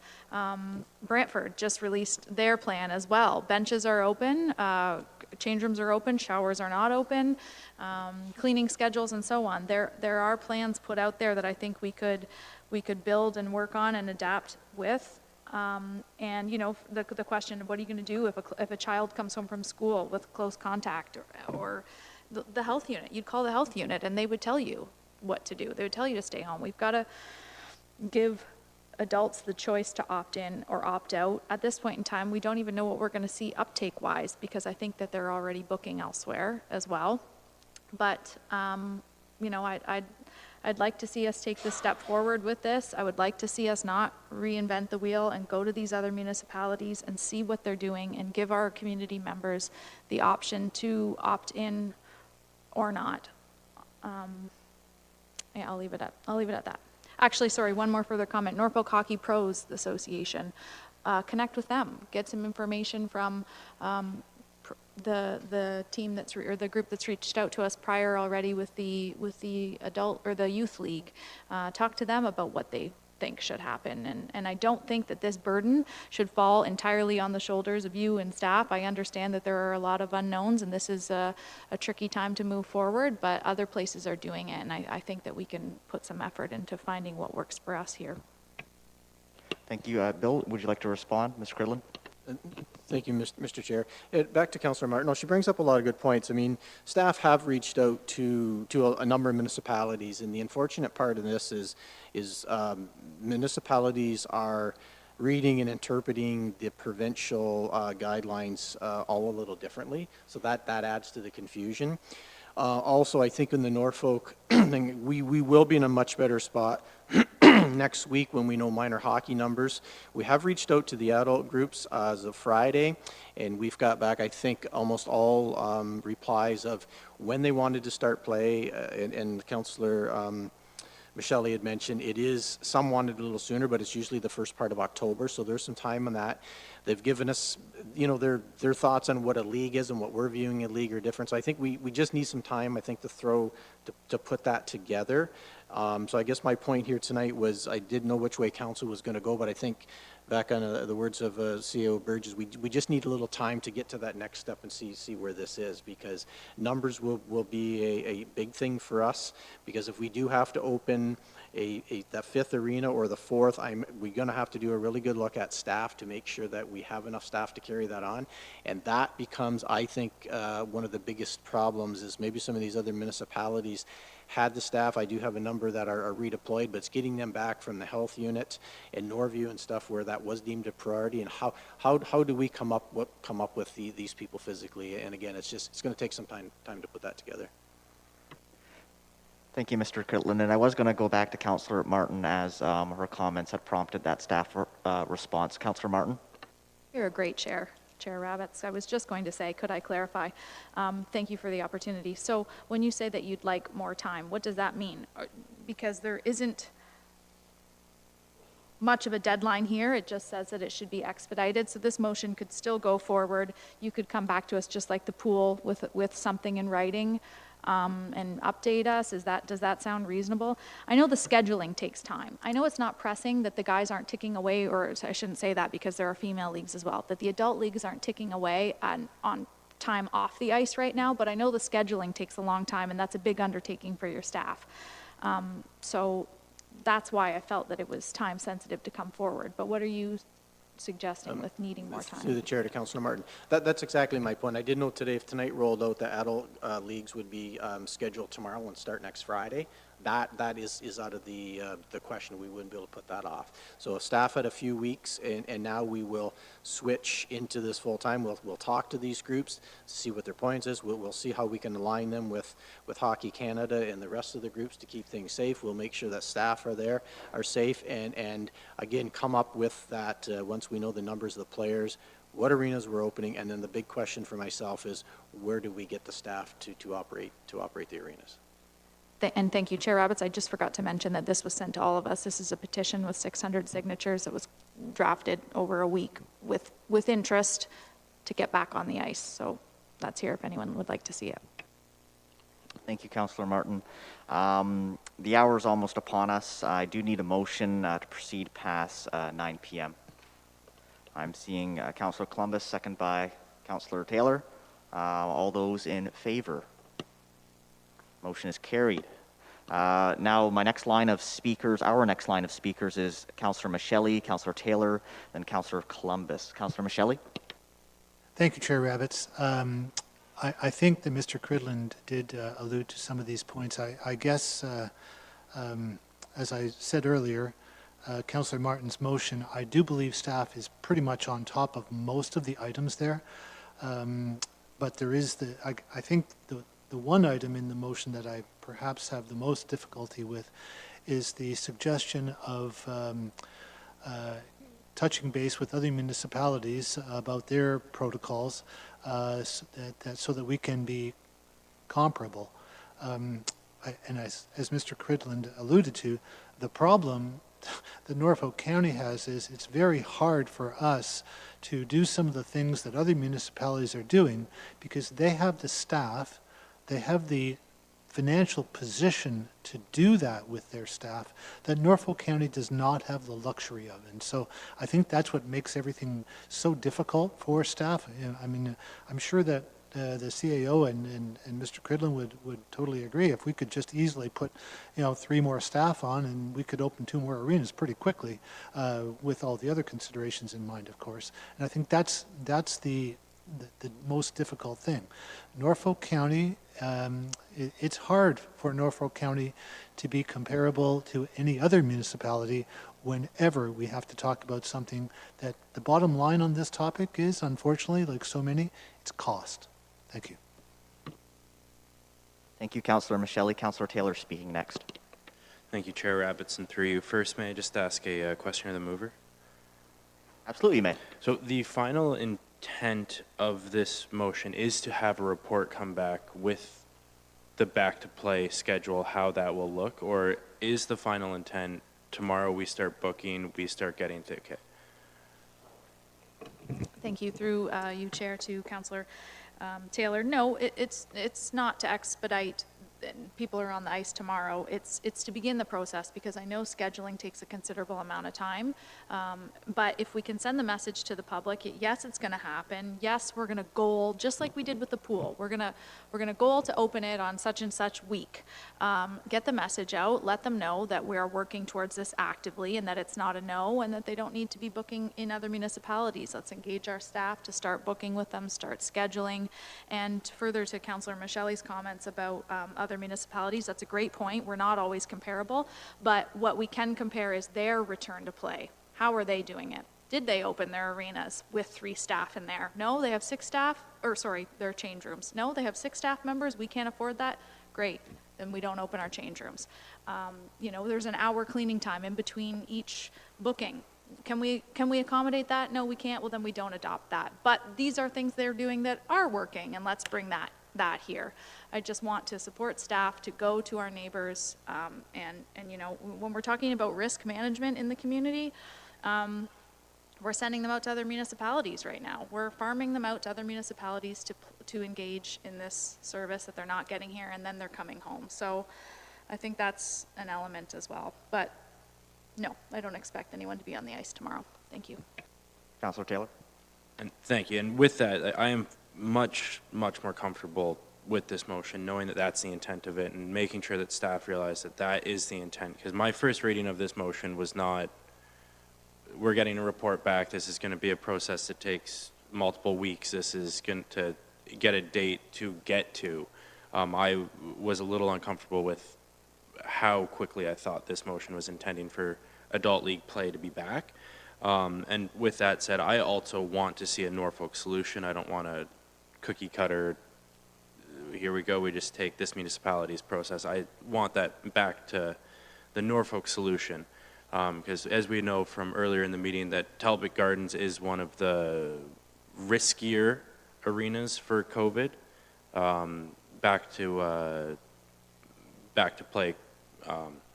So I mean, we need to get that process down pat. We need staff to have the appropriate time to ask the questions, get in touch with all of the user groups. So I am much, much more comfortable with this motion now, knowing that that was not the intention, but it is to allow staff to have the time and the opportunity to come back to us with a report. Thank you, Councillor Taylor. Up next, I had Councillor Columbus speaking, then Councillor Huffman. Thank you, Mr. Chair. And we heard Mr. Burgess mention that there was a 3rd person needed as a staff member at the arena. Mr. Cridlin also alluded to more need for work employment there. And some of the emails that I got was, why do we need these extra people if in fact we're not going to be using the dressing rooms? There's no need to clean the dressing rooms because if they're not being used. And we're also looking at a $25 per hour COVID charge. Can you shed some light on this? Because these are the questions that people are asking. If we're not using the dressing rooms, why do we need that extra body there to conduct the work? Through the chair to Councillor Columbus. Again, I think it's been mentioned here that Norfolk County's been very, very proactive in its stance against COVID. So the 3 at an arena, again, were taken from our success in Waterford this summer. So basically, we call them, and our pool operations will be modeled on this too, a greeter or a controller at the door for staging and controlling people in and out. That's pretty well a full-time job with people coming and going. We're finding on a shift. You always have your facility person who is trained with the ice making as well as the ice surfacer, so that's their job. And then between that leaves one individual to clean, so that's wiping high touch points. We will have a bathroom open as we did in Waterford, so that is something we have to clean, as well as a stands open, and people said we through Waterford, you're familiar with them. We had an A, a B, a C, so you came in, they sat in the first one, that had to be wiped down, the people come through. Plus in that 10-hour shift, staff need their appropriate breaks and things like that. So we found it is a three-person operation, 3 staff to make it work. And our feedback from Waterford was people felt safe, they thought it made sense, and it tended to work. Thank you for that clarification. Okay, and with that, next is Councillor Huffman, please. Thank you, Chair Rabbits. A question, it's been mentioned several times tonight, and I just asked my colleague, and he didn't know the answer either. So I'm going to pose a question. Why is Talbot so risky? What is it about Talbot that makes it such a hot spot, or that it's difficult to manage during this return to play? Through the chair to Councillor Huffman.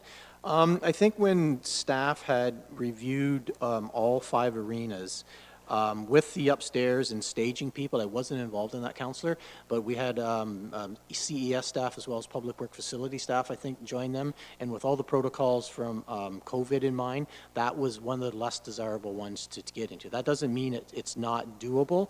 When we looked at Waterford, it tended to work out right. You came in, you had your staging area to the right, you skated over, dropped your stuff, and you went out the other door. So it's just the way the building flows. So it's not an impossible thing to have COVID air ice in there. It was just something that would take a little more work. That's why Talbot was selected to be the last one to open.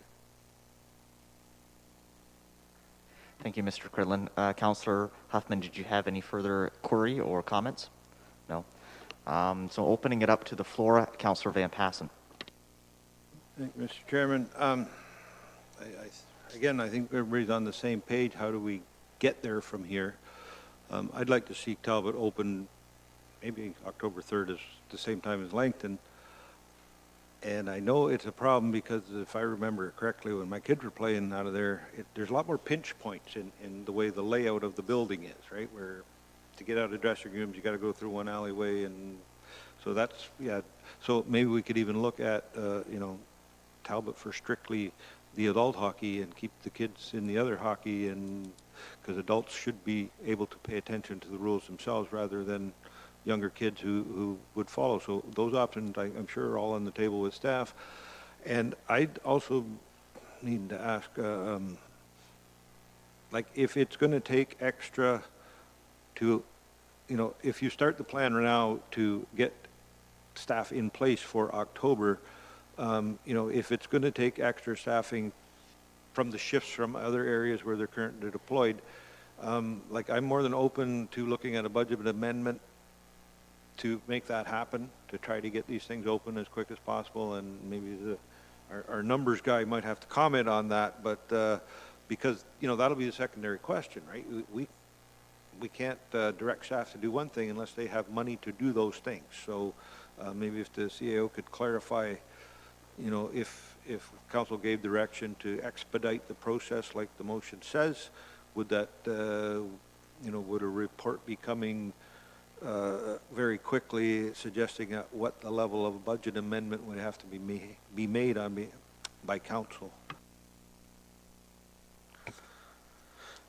Through the chair to council, it's ironic you had that because 2 of my questions on the paper would, do we have the authority to hire more staff? Do we have the authority to spend more money? I think staff can go back, and now that I know this is a meeting to direct staff to write a report, staff can factor that into the report and the financial implications of different options for council to consider. I would suggest it would not be a budget amendment. A budget amendment requires additional procedural things to happen, including a public meeting for it. What I would be probably more leaning towards is reallocating some of the savings and like where we are as far as fiscally we are, and reallocating some of that. So so taking some of the benefits that we've earned and apply it to that factor. That being said, so that answers your question. It opens up another question that I have, because we're focused on hockey at this point in time, and when staff do their evaluations of services they're going to bring online, there's two major factors we look at. First factor, according to our recovery plan, is public health and safety, right? And then the second factors are financial considerations and our ability to execute. If we're doing this for hockey, and we've, when we factored in those decisions, we were going to, move adult hockey after we got the kids in, it begs some of the other services that are there, which is also the intent of that motion. I'll take museums, for example. Museums have a lower public health risk profile than adult hockey, because in museums, you can go to a museum, wear a mask, be socially distant. And so from a public health risk item, they would grade higher than a sport where you're not wearing a mask. And, if we are bringing a report on that, should we, maybe staff can be directed, and then council can have a more fulsome discussion on, if we're spending additional money and additional resources, should we consider hockey, museums, and our customer service location, which right now we've restricted to one location, do we open up that to two? And you can maybe have a more fulsome report and allocate the dollars to those broader services. One halls too would be the other one. Councillor Van Passen, did that satisfy your, or I guess you're speaking next, sorry. Oh, that was the answer to my question, and a little bit bonus information. And now I'll go back to the mover. Have we achieved the goal if staff brings back those reports that the CAO and Mr. Cridlin just spoke of? Because I don't know how you can fit that in as this motion, but said we want to achieve that. And if staff were to bring back the reports at the earliest possible moment, we will have more information, we'll have real numbers, and that, I think, is the intent of this motion. But do we still want to go with the motion on its own, and we'll do both, right? Councillor Martin, would you like to respond? Thank you, Chair Rabbits. I feel like it's not pertaining necessarily to the topic at hand or the special council meeting agenda, and it feels like it's getting muddied and messy, and I think staff they bring us reports all the time without us asking for them if it's pressing. I think that we'd be, happy to receive a facilities and services update due to COVID in a report. However, I'm interested in just ironing out adult league hockey right now. And further, I would like to pose a question to Mr. Cridlin on this. We're really heavily throwing the word report around here, and I don't want this to be slowed up or murkied through a report. So could you share with me what a timeline would look like if this motion was passed and you were able to put something back in front of us? Like, what can we expect to look at when we keep saying the word report? It sounds very formal and as though we're going to be tied up for months here. Through the chair to Councillor Martin, I just asked the clerk when the next CIC meeting was, and apparently it's next week. So the one after, Andy, would be? Essentially, we have September 22nd, which is the last council until October. So I think you'd want to get something in. I mean, certainly it might not be a formal report. It might be a staff memo that's placed on the council agenda, depending on what staff can do. But it'll be circulated more than 24 hours in advance. Sorry, bad joke. Too soon. I think, I would not want to see this come forward in October, because we're hearing from the groups that that's, and we're sitting here talking about it. Obviously, I don't expect October 1st is the date, hard and fast, but what we did with the pool is what I'm envisioning. I think it was a few weeks later, you came back, you were fairly spot on with the timeline that you thought it would be opened with. So if we can ballpark that and get an information memo at the next CIC to allow the public to come and speak at it, further ratify it, and go from there, I think that would be helpful. Comments? I guess, so I'm hearing the 22nd as the CIC, or as council, so I guess it would be up to council if they're comfortable. Like, again, coming back to the staffing and stuff, I think the extra money are going to be the big things. As far as, as mentioned here, our scheduling, we have the minor hockey one. We're using the historic number, so we have a good idea. We're thinking that was going to fill our 3 to 4 arenas, so I'm almost thinking, and again, I shouldn't hear in public, but it may be adult hockey, maybe a Talbot Gardens only, so that would save a lot of scheduling. We wouldn't have to mess around with minor hockey. We would just go there for now. Another thing to keep in mind is minor hockey and minor sports are on a couple eight-week programs where they go so far along the lines and then things change. So we may stage something like that for adult hockey, but I don't see a problem with that coming on the 22nd. I just hoping that it gives council, that will be the night they have to make the decision, and depending on what comes up, whether they're, whether, we'll give you all the information you have. I guess you just have to be prepared to make the decision, because if not, then we'll have to bump it for another week. But I think that 22nd, if it's passed, that gives us time, for the most part, to have, I would say by the latest, mid-October sort of thing, so we're not that far behind with the adult hockey, unless we run into some real issues here with staffing that we just can't solve overnight. And I'd like to offer an opportunity for our CEO to comment, please. Thanks. Just two points to council. One is staff have reached out to adult hockey bookers from last year, and we've gotten some feedback, and we're analyzing that. We'll provide that in the report. Some adult leagues don't want to return to play currently, and others are asking for different demands and that kind of stuff. So that can be all fed into the report also. Just getting back to the other point, I just thought my suggestion was aligned with the original motion, because the motion as I read is, and that staff be directed to provide routine updates to the county's recovery, specifically highlight areas where pre-COVID-19 established service levels will continue to be impacted.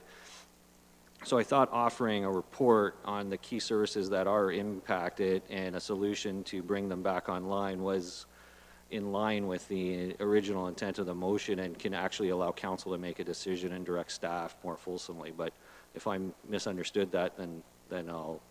But I thought it was in line with the motion.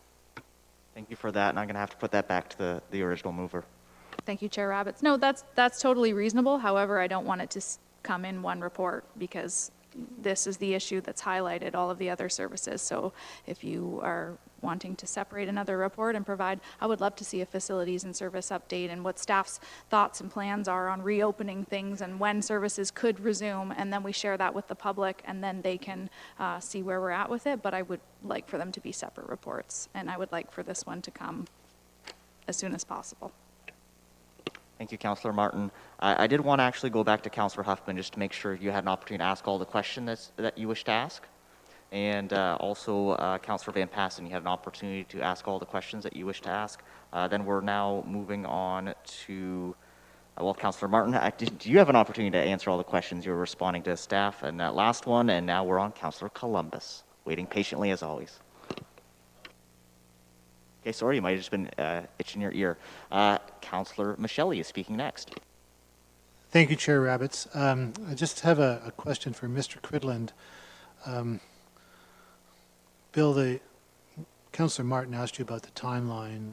You were describing about the 22nd of September for the council meeting and et cetera, and looking for play to be in somewhere mid-October. I'm a little bit confused about this. What would the timeline be without this motion?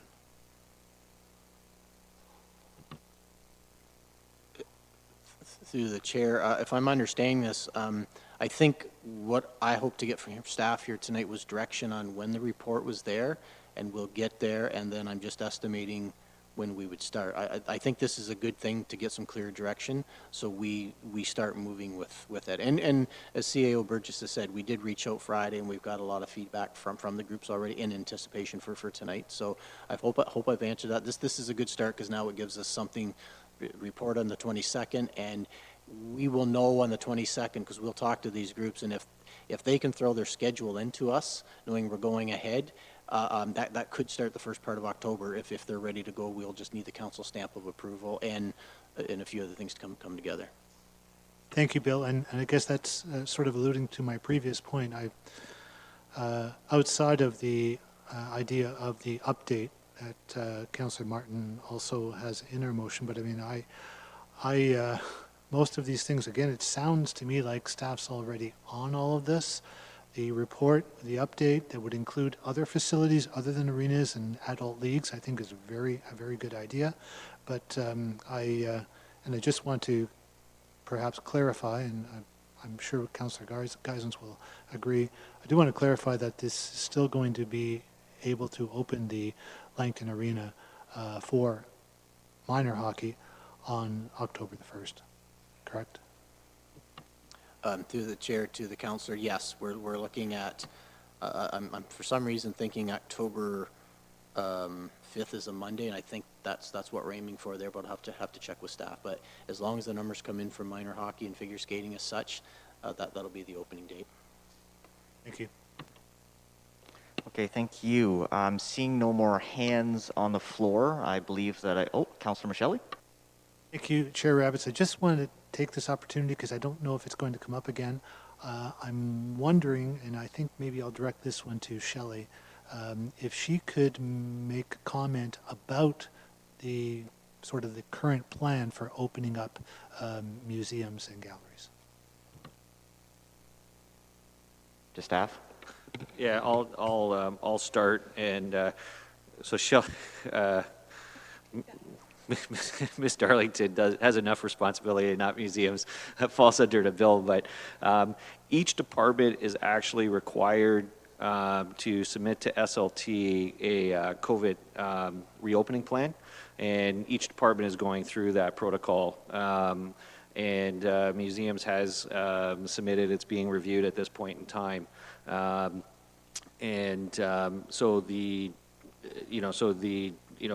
Bill could do it. One of the challenges we are having is we've reallocated our staff to higher priorities. So for example, we have museum staff that are responsible for central controls for PPE inventory. So if we start opening up items, because we have a bunch of additional work because of COVID. And because we have additional work that has that requires employees to do that work, if we start opening up these services, it means that we have to hire net new FTEs to execute both at this point in time. So one of the challenges with museums is a significant number of their staff have been redeployed. It was the same issue we had with pools. We had a bunch of people in aquatics doing work in our long-term care facility because we viewed that as a higher priority. And it takes time then to pull those people out, backfill them, and train the staff into the long-term care home. So it's this trickle-down effect that happens. So I would suggest that we will write the report. We'll do it at the same time. It can be a separate report on what it will take to open up museums and customer service and halls. Those are the biggest service items that have been affected that haven't reopened, so we can bring that report back. It's been in the process for a few weeks to try to get some of the procedures and try to work through what is the actual demand. We were kind of going through a pecking order of, minor sports first in the arenas, figure out what our capacity is for staff, move on to the next issue. But I think from this meeting, what I'll do is we will give council some options of what do they want to do if they do want to direct staff to hire more staff and spend more money. Here's some options for you. If you do not, here's the options, which is similar to the plan we're doing right now. But we'll provide both to council. Hopefully that answers your question, Councillor. Yes, it does. Thank you very much, Jason. Thank you, Mr. Chair. All right, so we've gone around the table a few times. I think I'd like to call the question unless there's anyone that would like to speak. I'm seeing the CAO raise his hand. I just have a point of clarification, and I'm not sure of the procedure because I believe the two motions have been separated. My point of clarification is, and I wasn't, to be honest, I didn't quite grasp the whole scope of what the RFAB committee would be responsible for. But would we be responsible to take our report and run that through the RFAB committee before it goes to council? Because that would add time to our ability to report to council. So I wasn't clear on exactly what the scope of the RFAB committee was. That was part of the motion. I understand it was separated, but if it gets approved, that may impact our ability to meet the September 22nd if we have to go through a committee. So I just would like clarification on that from staff's point of view. Thank you. Thank you for that, Jason. I think I'd like to get through the business before us, and then we will have the mover clarify that once we move on to the second debate. So with that, if I'm not seeing any more hands, or if there isn't any staff members that wanted to have any last-minute red flags or concerns, I believe we'd also like to have a recorded vote. And also, Andy, if you could read the motion in its entirety before we call the question, please. Of course. Whereas communities outside of Norfolk County are allowing adult hockey leagues, and whereas Norfolk County Council approved general service levels during the 2020 budget that include the provision of ice availability for adult hockey, and whereas Ontario Regulation 364/20 outlines the requirements for allowing public access to recreation facilities and includes sport and team usage, therefore be it resolved. First, that Norfolk County Council directs staff to take the necessary steps to expedite groups other than minor sports to access ice time. Two, that to expedite the process of reopening ice for availability, staff proceed under the assumptions of previous year's ice time utilization for non-minor sports. Three, and that staff be directed to review arena protocols in place in adjacent municipalities with the intent to make Norfolk County's protocols comparable. Four, that staff be directed to provide routine updates upon the county's recovery to specifically highlight areas where pre-COVID-19 established service levels will continue to be impacted. And I'll proceed with the recorded vote. Councillor Michele. Yes. Councillor Huffman. Yes. Councillor Van Passen. Yes. Councillor Columbus. Yes. Councillor Geisens. Yes. Councillor Taylor. Yes. Councillor Martin. Yes. And Councillor Rabbits. Yes. It's unanimous. Thank you. And do you want to proceed just to the next motion, or?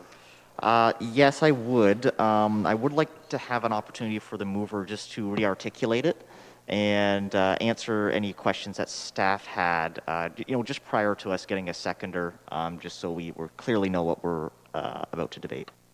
Thank you, Chair Rabbits. The intent of this was because this was a communication error, really, a hiccup, whatever we want to call it, and RFAB has been asking to be engaged. They've been asking to be a part of the infrastructure conversation. They have not met since March. They are reaching out to a lot of the user groups, some of them, some to swimming, some to hockey, and I think it would be a good way for this council to bridge relationships in our community when community members and user groups aren't particularly fond of reaching out to us at the moment with regards to recreation. So expanding their mandate, we need a plan B for the hub, and wherever that is, whatever that looks like, that hasn't happened, and it's because the communication isn't happening. Let's give this group the ability to connect with users in the county and have the discussion and bring it up to us to continue bridging relationships, essentially, with the guys of recreation. Should it be the Simcoe Seals? Should it be the Hammerheads? Whatever it may be. Let's allow them to connect with the public, assist us with our mandate of being transparent and having great dialogue and debate and conversations. It would give the community another group to go to express concerns when the meetings resume. So that was the intent. I thought that RFAB, it looked like a clear path forward to bridge some of the communication gaps that are occurring right now. And further to Mr. Burgess's comment, no, a report would not come to RFAB. One, they haven't met since March. Two, I think when council specifically asking for something, it could come back up to council. If we needed to encourage comments from them, I think it could be circulated like we do with other groups. We're starting to do that with the health unit and the Ag Advisory Board. We see it with building, we see it with bylaw, and I know that goes through the formal circulation process, but some simple comments could be included to the clerk if need be and attached to the public agenda. I don't think it needs to be an onerous process where it's not easy to bring information forward, but I think we're hearing time and time again about lack of communication with the public, and I would like to actively take steps forward to address that. Thank you. Thank you, Councillor Martin. I know that in the past we did have an expanded terms of reference. It was either circulated to council, but I don't know if it made it to the floor and was debated. But RFAB did send along to this council an expanded terms of reference. And they had a motion to that effect that they would like to expand their current mandate and their current role. And I'm just wondering if we have a copy of that present for us to debate, or if a copy could easily be obtained. I'm looking to the clerk just to clarify if that's something that's readily available. Through you, Chair Ravitz. So there was a motion from RFAB that requested an expanded terms of reference, but didn't detail how exactly they would have it expanded. So it was very broad, and they also didn't detail how the current land purchase would be removed, because a lot of their terms of reference currently now relate around the purchase of the hubs. You'll recall they did that whole scoring process for the purchase. So there is a requirement to sit down with them and actually go kind of force them to go line by line through their terms of reference. I think they are scheduled to meet on September 14th. Council put a pause on them while we awaited the hub announcement, and council also has their term expiring in October. So what we were planning to do was to meet with the RFAB board, get them to comment and develop a new terms of reference, and at the same time advertise for council's next appointments for the board, so that we could get kind of a committee established that would fit a new terms of reference, because they will be substantially changed, I think. Thank you for that, Andy, and for council and the public's clarification. Right now, we are just seeking some clarification on the motion that's before us. I'll then ask Andy to read it, and then we'll look for a seconder. But I see some hands up, and I just want to make sure we're not currently in debate. We're just clarifying the motion before we look for a seconder. And if there's nothing further, Andy, if you could read the motion as it was passed along to you by Councillor Martin, then we can look for a seconder. Sure. So it's, and that the Recreation Facilities Advisory Board, RFAB, be given an expanded mandate to assist County Council and staff by being further engaged on existing recreation facility matters, and that RFAB be specifically requested to work at the direction of Council in concert with County staff to undertake and engage the public and recreation users to collaboratively develop a Simcoe recreation facility plan to lay out viable options for the long-term needs and uses of Simcoe's existing and prospective recreation facilities. Thank you for that. And I believe Councillor Michele would like to second. Would you like to I speak would, to it Mr. as Chair. well? I would like to second that motion. Thank you. And would you like to speak to it as well? Yes, thank you. I really do completely agree with Councillor Martin's suggestion here. First of all, the RFAB committee has done so much work with regard to the, all the discussions and considerations about the potential hub. And I can't think of a better group to go forward with all of this mandate that we'd like to provide them with. So I definitely would like to, I very much want to second this and obviously support this motion. Thank you. Thank you, Councillor Michele. We had Councillor Van Passen speaking next. Oh, I'm going to get in trouble again, but this is what happens when you change the rules of the game at the last minute. Now we're going to be asking questions of staff that they haven't done their homework on, they haven't, because they didn't know it was coming and that kind of thing. And I fully support this whole concept of RFAB should have an expanded mandate.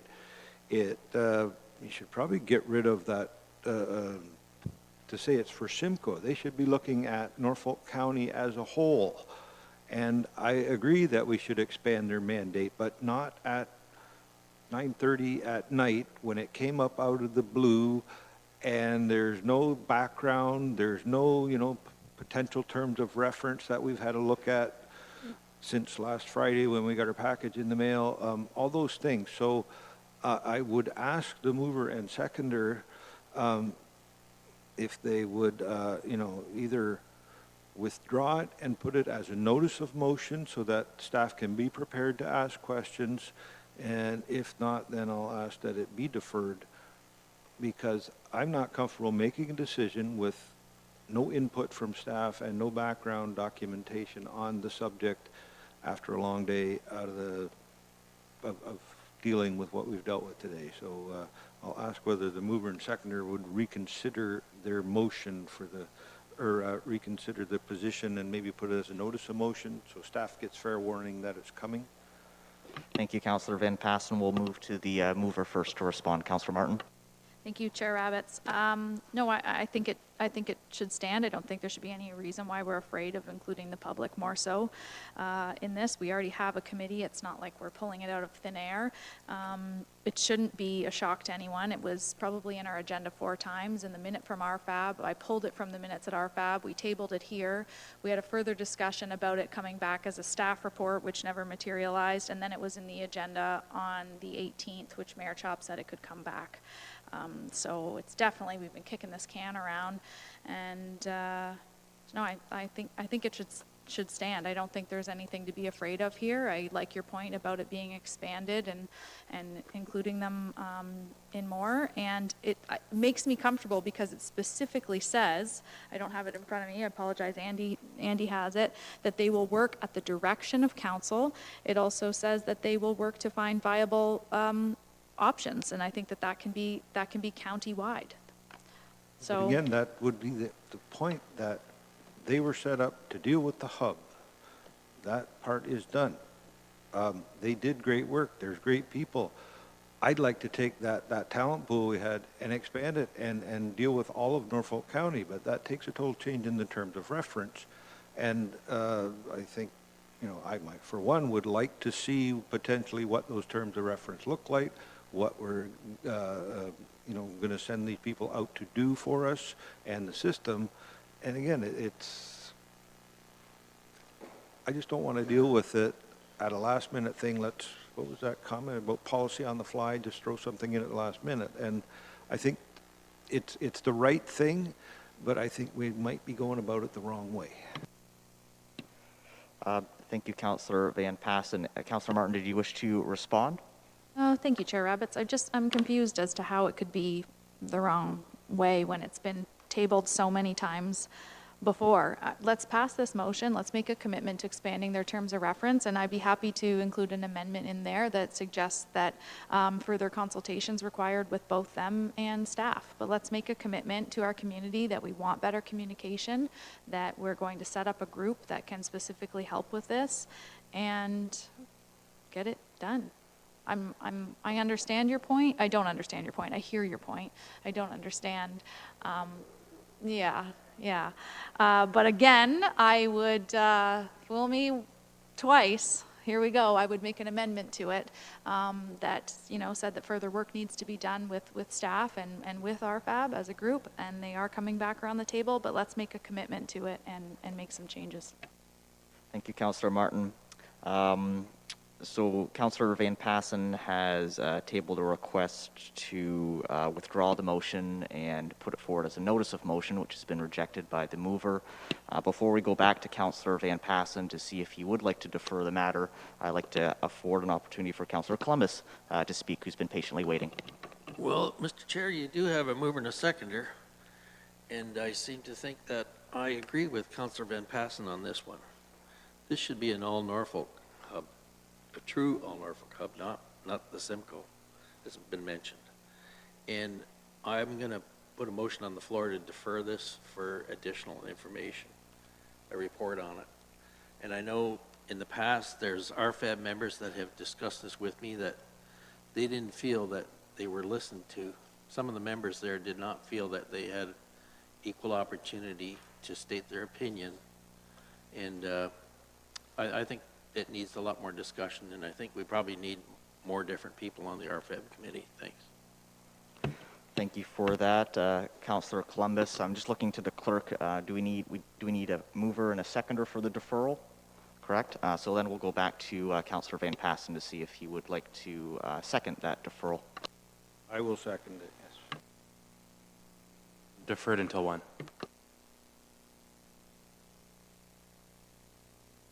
I'll go back to the original mover of the deferral. Councillor Columbus, when would you like to see that coming back before us with more information? Well, I'd like more information on it for sure, but if you want a time limit, I'd say a couple months. Mr. Clerk? I like a staff response with a couple of months. What does that look like? Can you work with that? Certainly, so we'll go, I'll go, not physically, electronically, I'll go to their meeting on September 14th, and I'll make sure to get all the members' input on the terms of reference so that we can accurately capture what RFAB would like to see in this staff report that we'll bring forward in October or November. Okay, very good. The matter has been deferred. And with that, if there isn't any more motions, Still need to vote. oh, yeah, shoot, we haven't voted on it yet. Oh, I'll call the question there. Let's vote on that deferral. My apologies. Okay, Councillor Martin has requested a recorded vote. Councillor Michele on the deferral.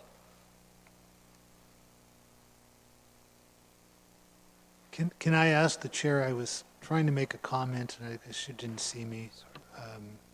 Our discussion ended. I believe that there's no debate on the deferral. There is no debate on this one. The debate has to be in detailing the deferral, such as the time limits or the reporting back. Looking for a clarification on the deferral, Councillor Michele? I am, because I still don't think I got the actual, you asked the clerk about a couple of months and he mentioned one date, but I didn't get the second.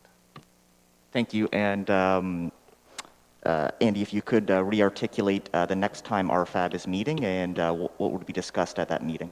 Sure, yeah, so our RFAB's meeting at September 14th, I believe. Well, we're trying to get them to meet then. And I'll attend and I'll get some information on their terms of reference. And we'll put that into a staff report that we'll bring forward hopefully in October, at the latest November, so that it's well before December. Thank you. And can we go to the vote now? I certainly hope so. Let's call the question. Andy, record a vote. The deferral, Councillor Michele, Yes. Councillor Huffman, Yes? Councillor Van Passen, Yes. Councillor Columbus, Yes. Councillor Geisens, Councillor Taylor, No. Councillor Martin, No.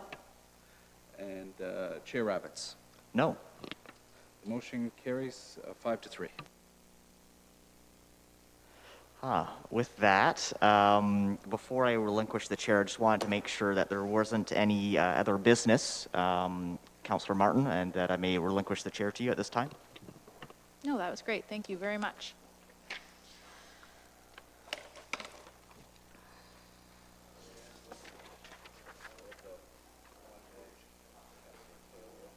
Yeah, okay. Okay, so we're moving on in the agenda to motions. We have one added motion today from Councillor Taylor. Do you wish to move it, Councillor Taylor? Yes, could Andy read that, please?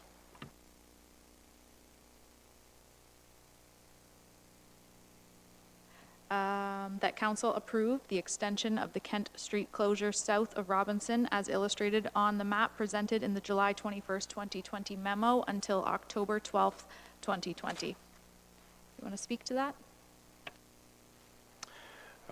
The Kent Street dining areas both the dining areas have just been going so well, and I would really like to see that they're extended past the long, I think that's Thanksgiving long weekend there, if I'm doing my math right. So I think it's just a great opportunity to keep inviting people downtown Simcoe to enjoy the scenery and enjoy the food down there. So hopefully I have a seconder and council's willing to support. You do, but I can't read the signature, so would someone like to second that motion? Is that you, Councilor Michele? That's terrible. That is terrible. Any further discussion on this? Seeing none? All those in favor? And that's carried. Okay, we have one closed session item. I have a motion to go into closed session, so that is moved by what can only be Councilor Michele's signature. No, it's someone else's. I need a mover, please. Councilor Taylor, and seconded by Councilor Michele, that we move in at 9:41 p.m. to discuss the following matters. Memo, County Solicitor, Victoria Baptist Church, D, designation of elements, Conservation Review Board pursuant to sections 239, 2E, and F of the Municipal Act 2001 as amended, as the subject matter pertains to litigation or potential litigation, including matters before administrative tribunals affecting the municipality or local board, advice that is subject. Here we go.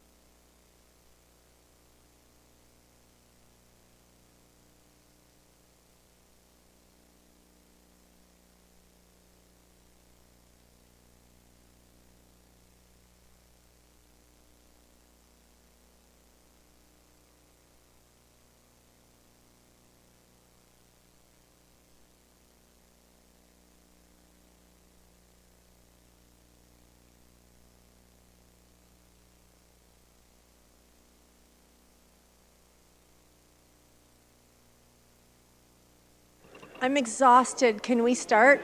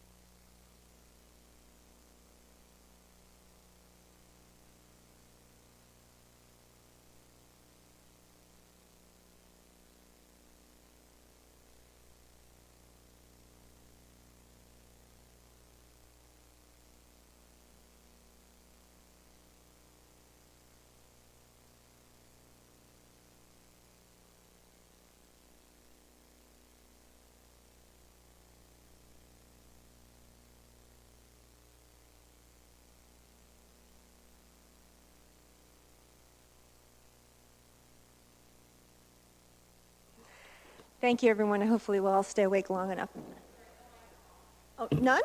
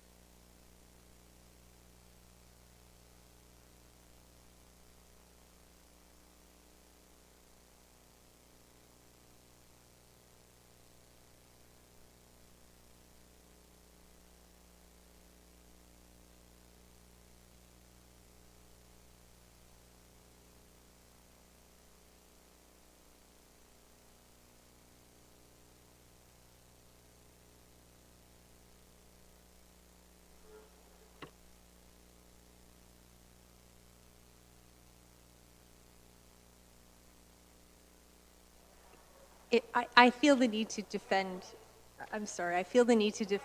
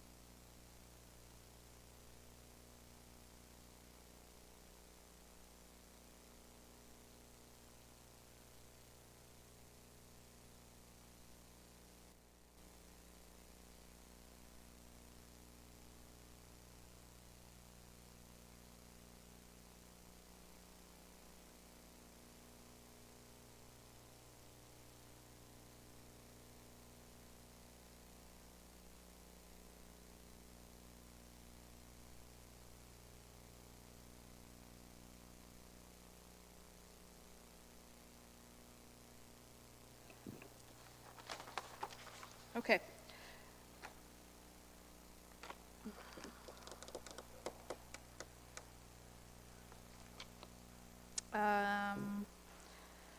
We now are reconvening in open session, so I have a motion that council has provided. Sorry, you want a motion to reconvene in open session at 10:01. I need a mover. Councillor Rabbit, seconded by Councillor Michelli. All those in favor? That's carried. I also have a motion moved by Councillor Michelli. It's got to be you, Councillor Van Passen, seconded by Councillor Van Passen, that council approve the direction provided to the county solicitor in closed session respecting the upcoming Conservation Review Board hearing. All those in favor? And that is carried.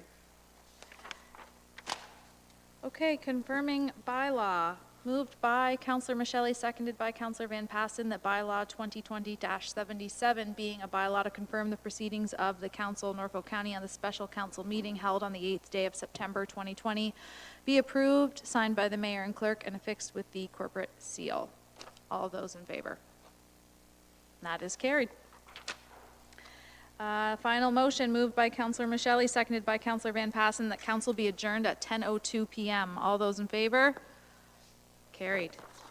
Good night.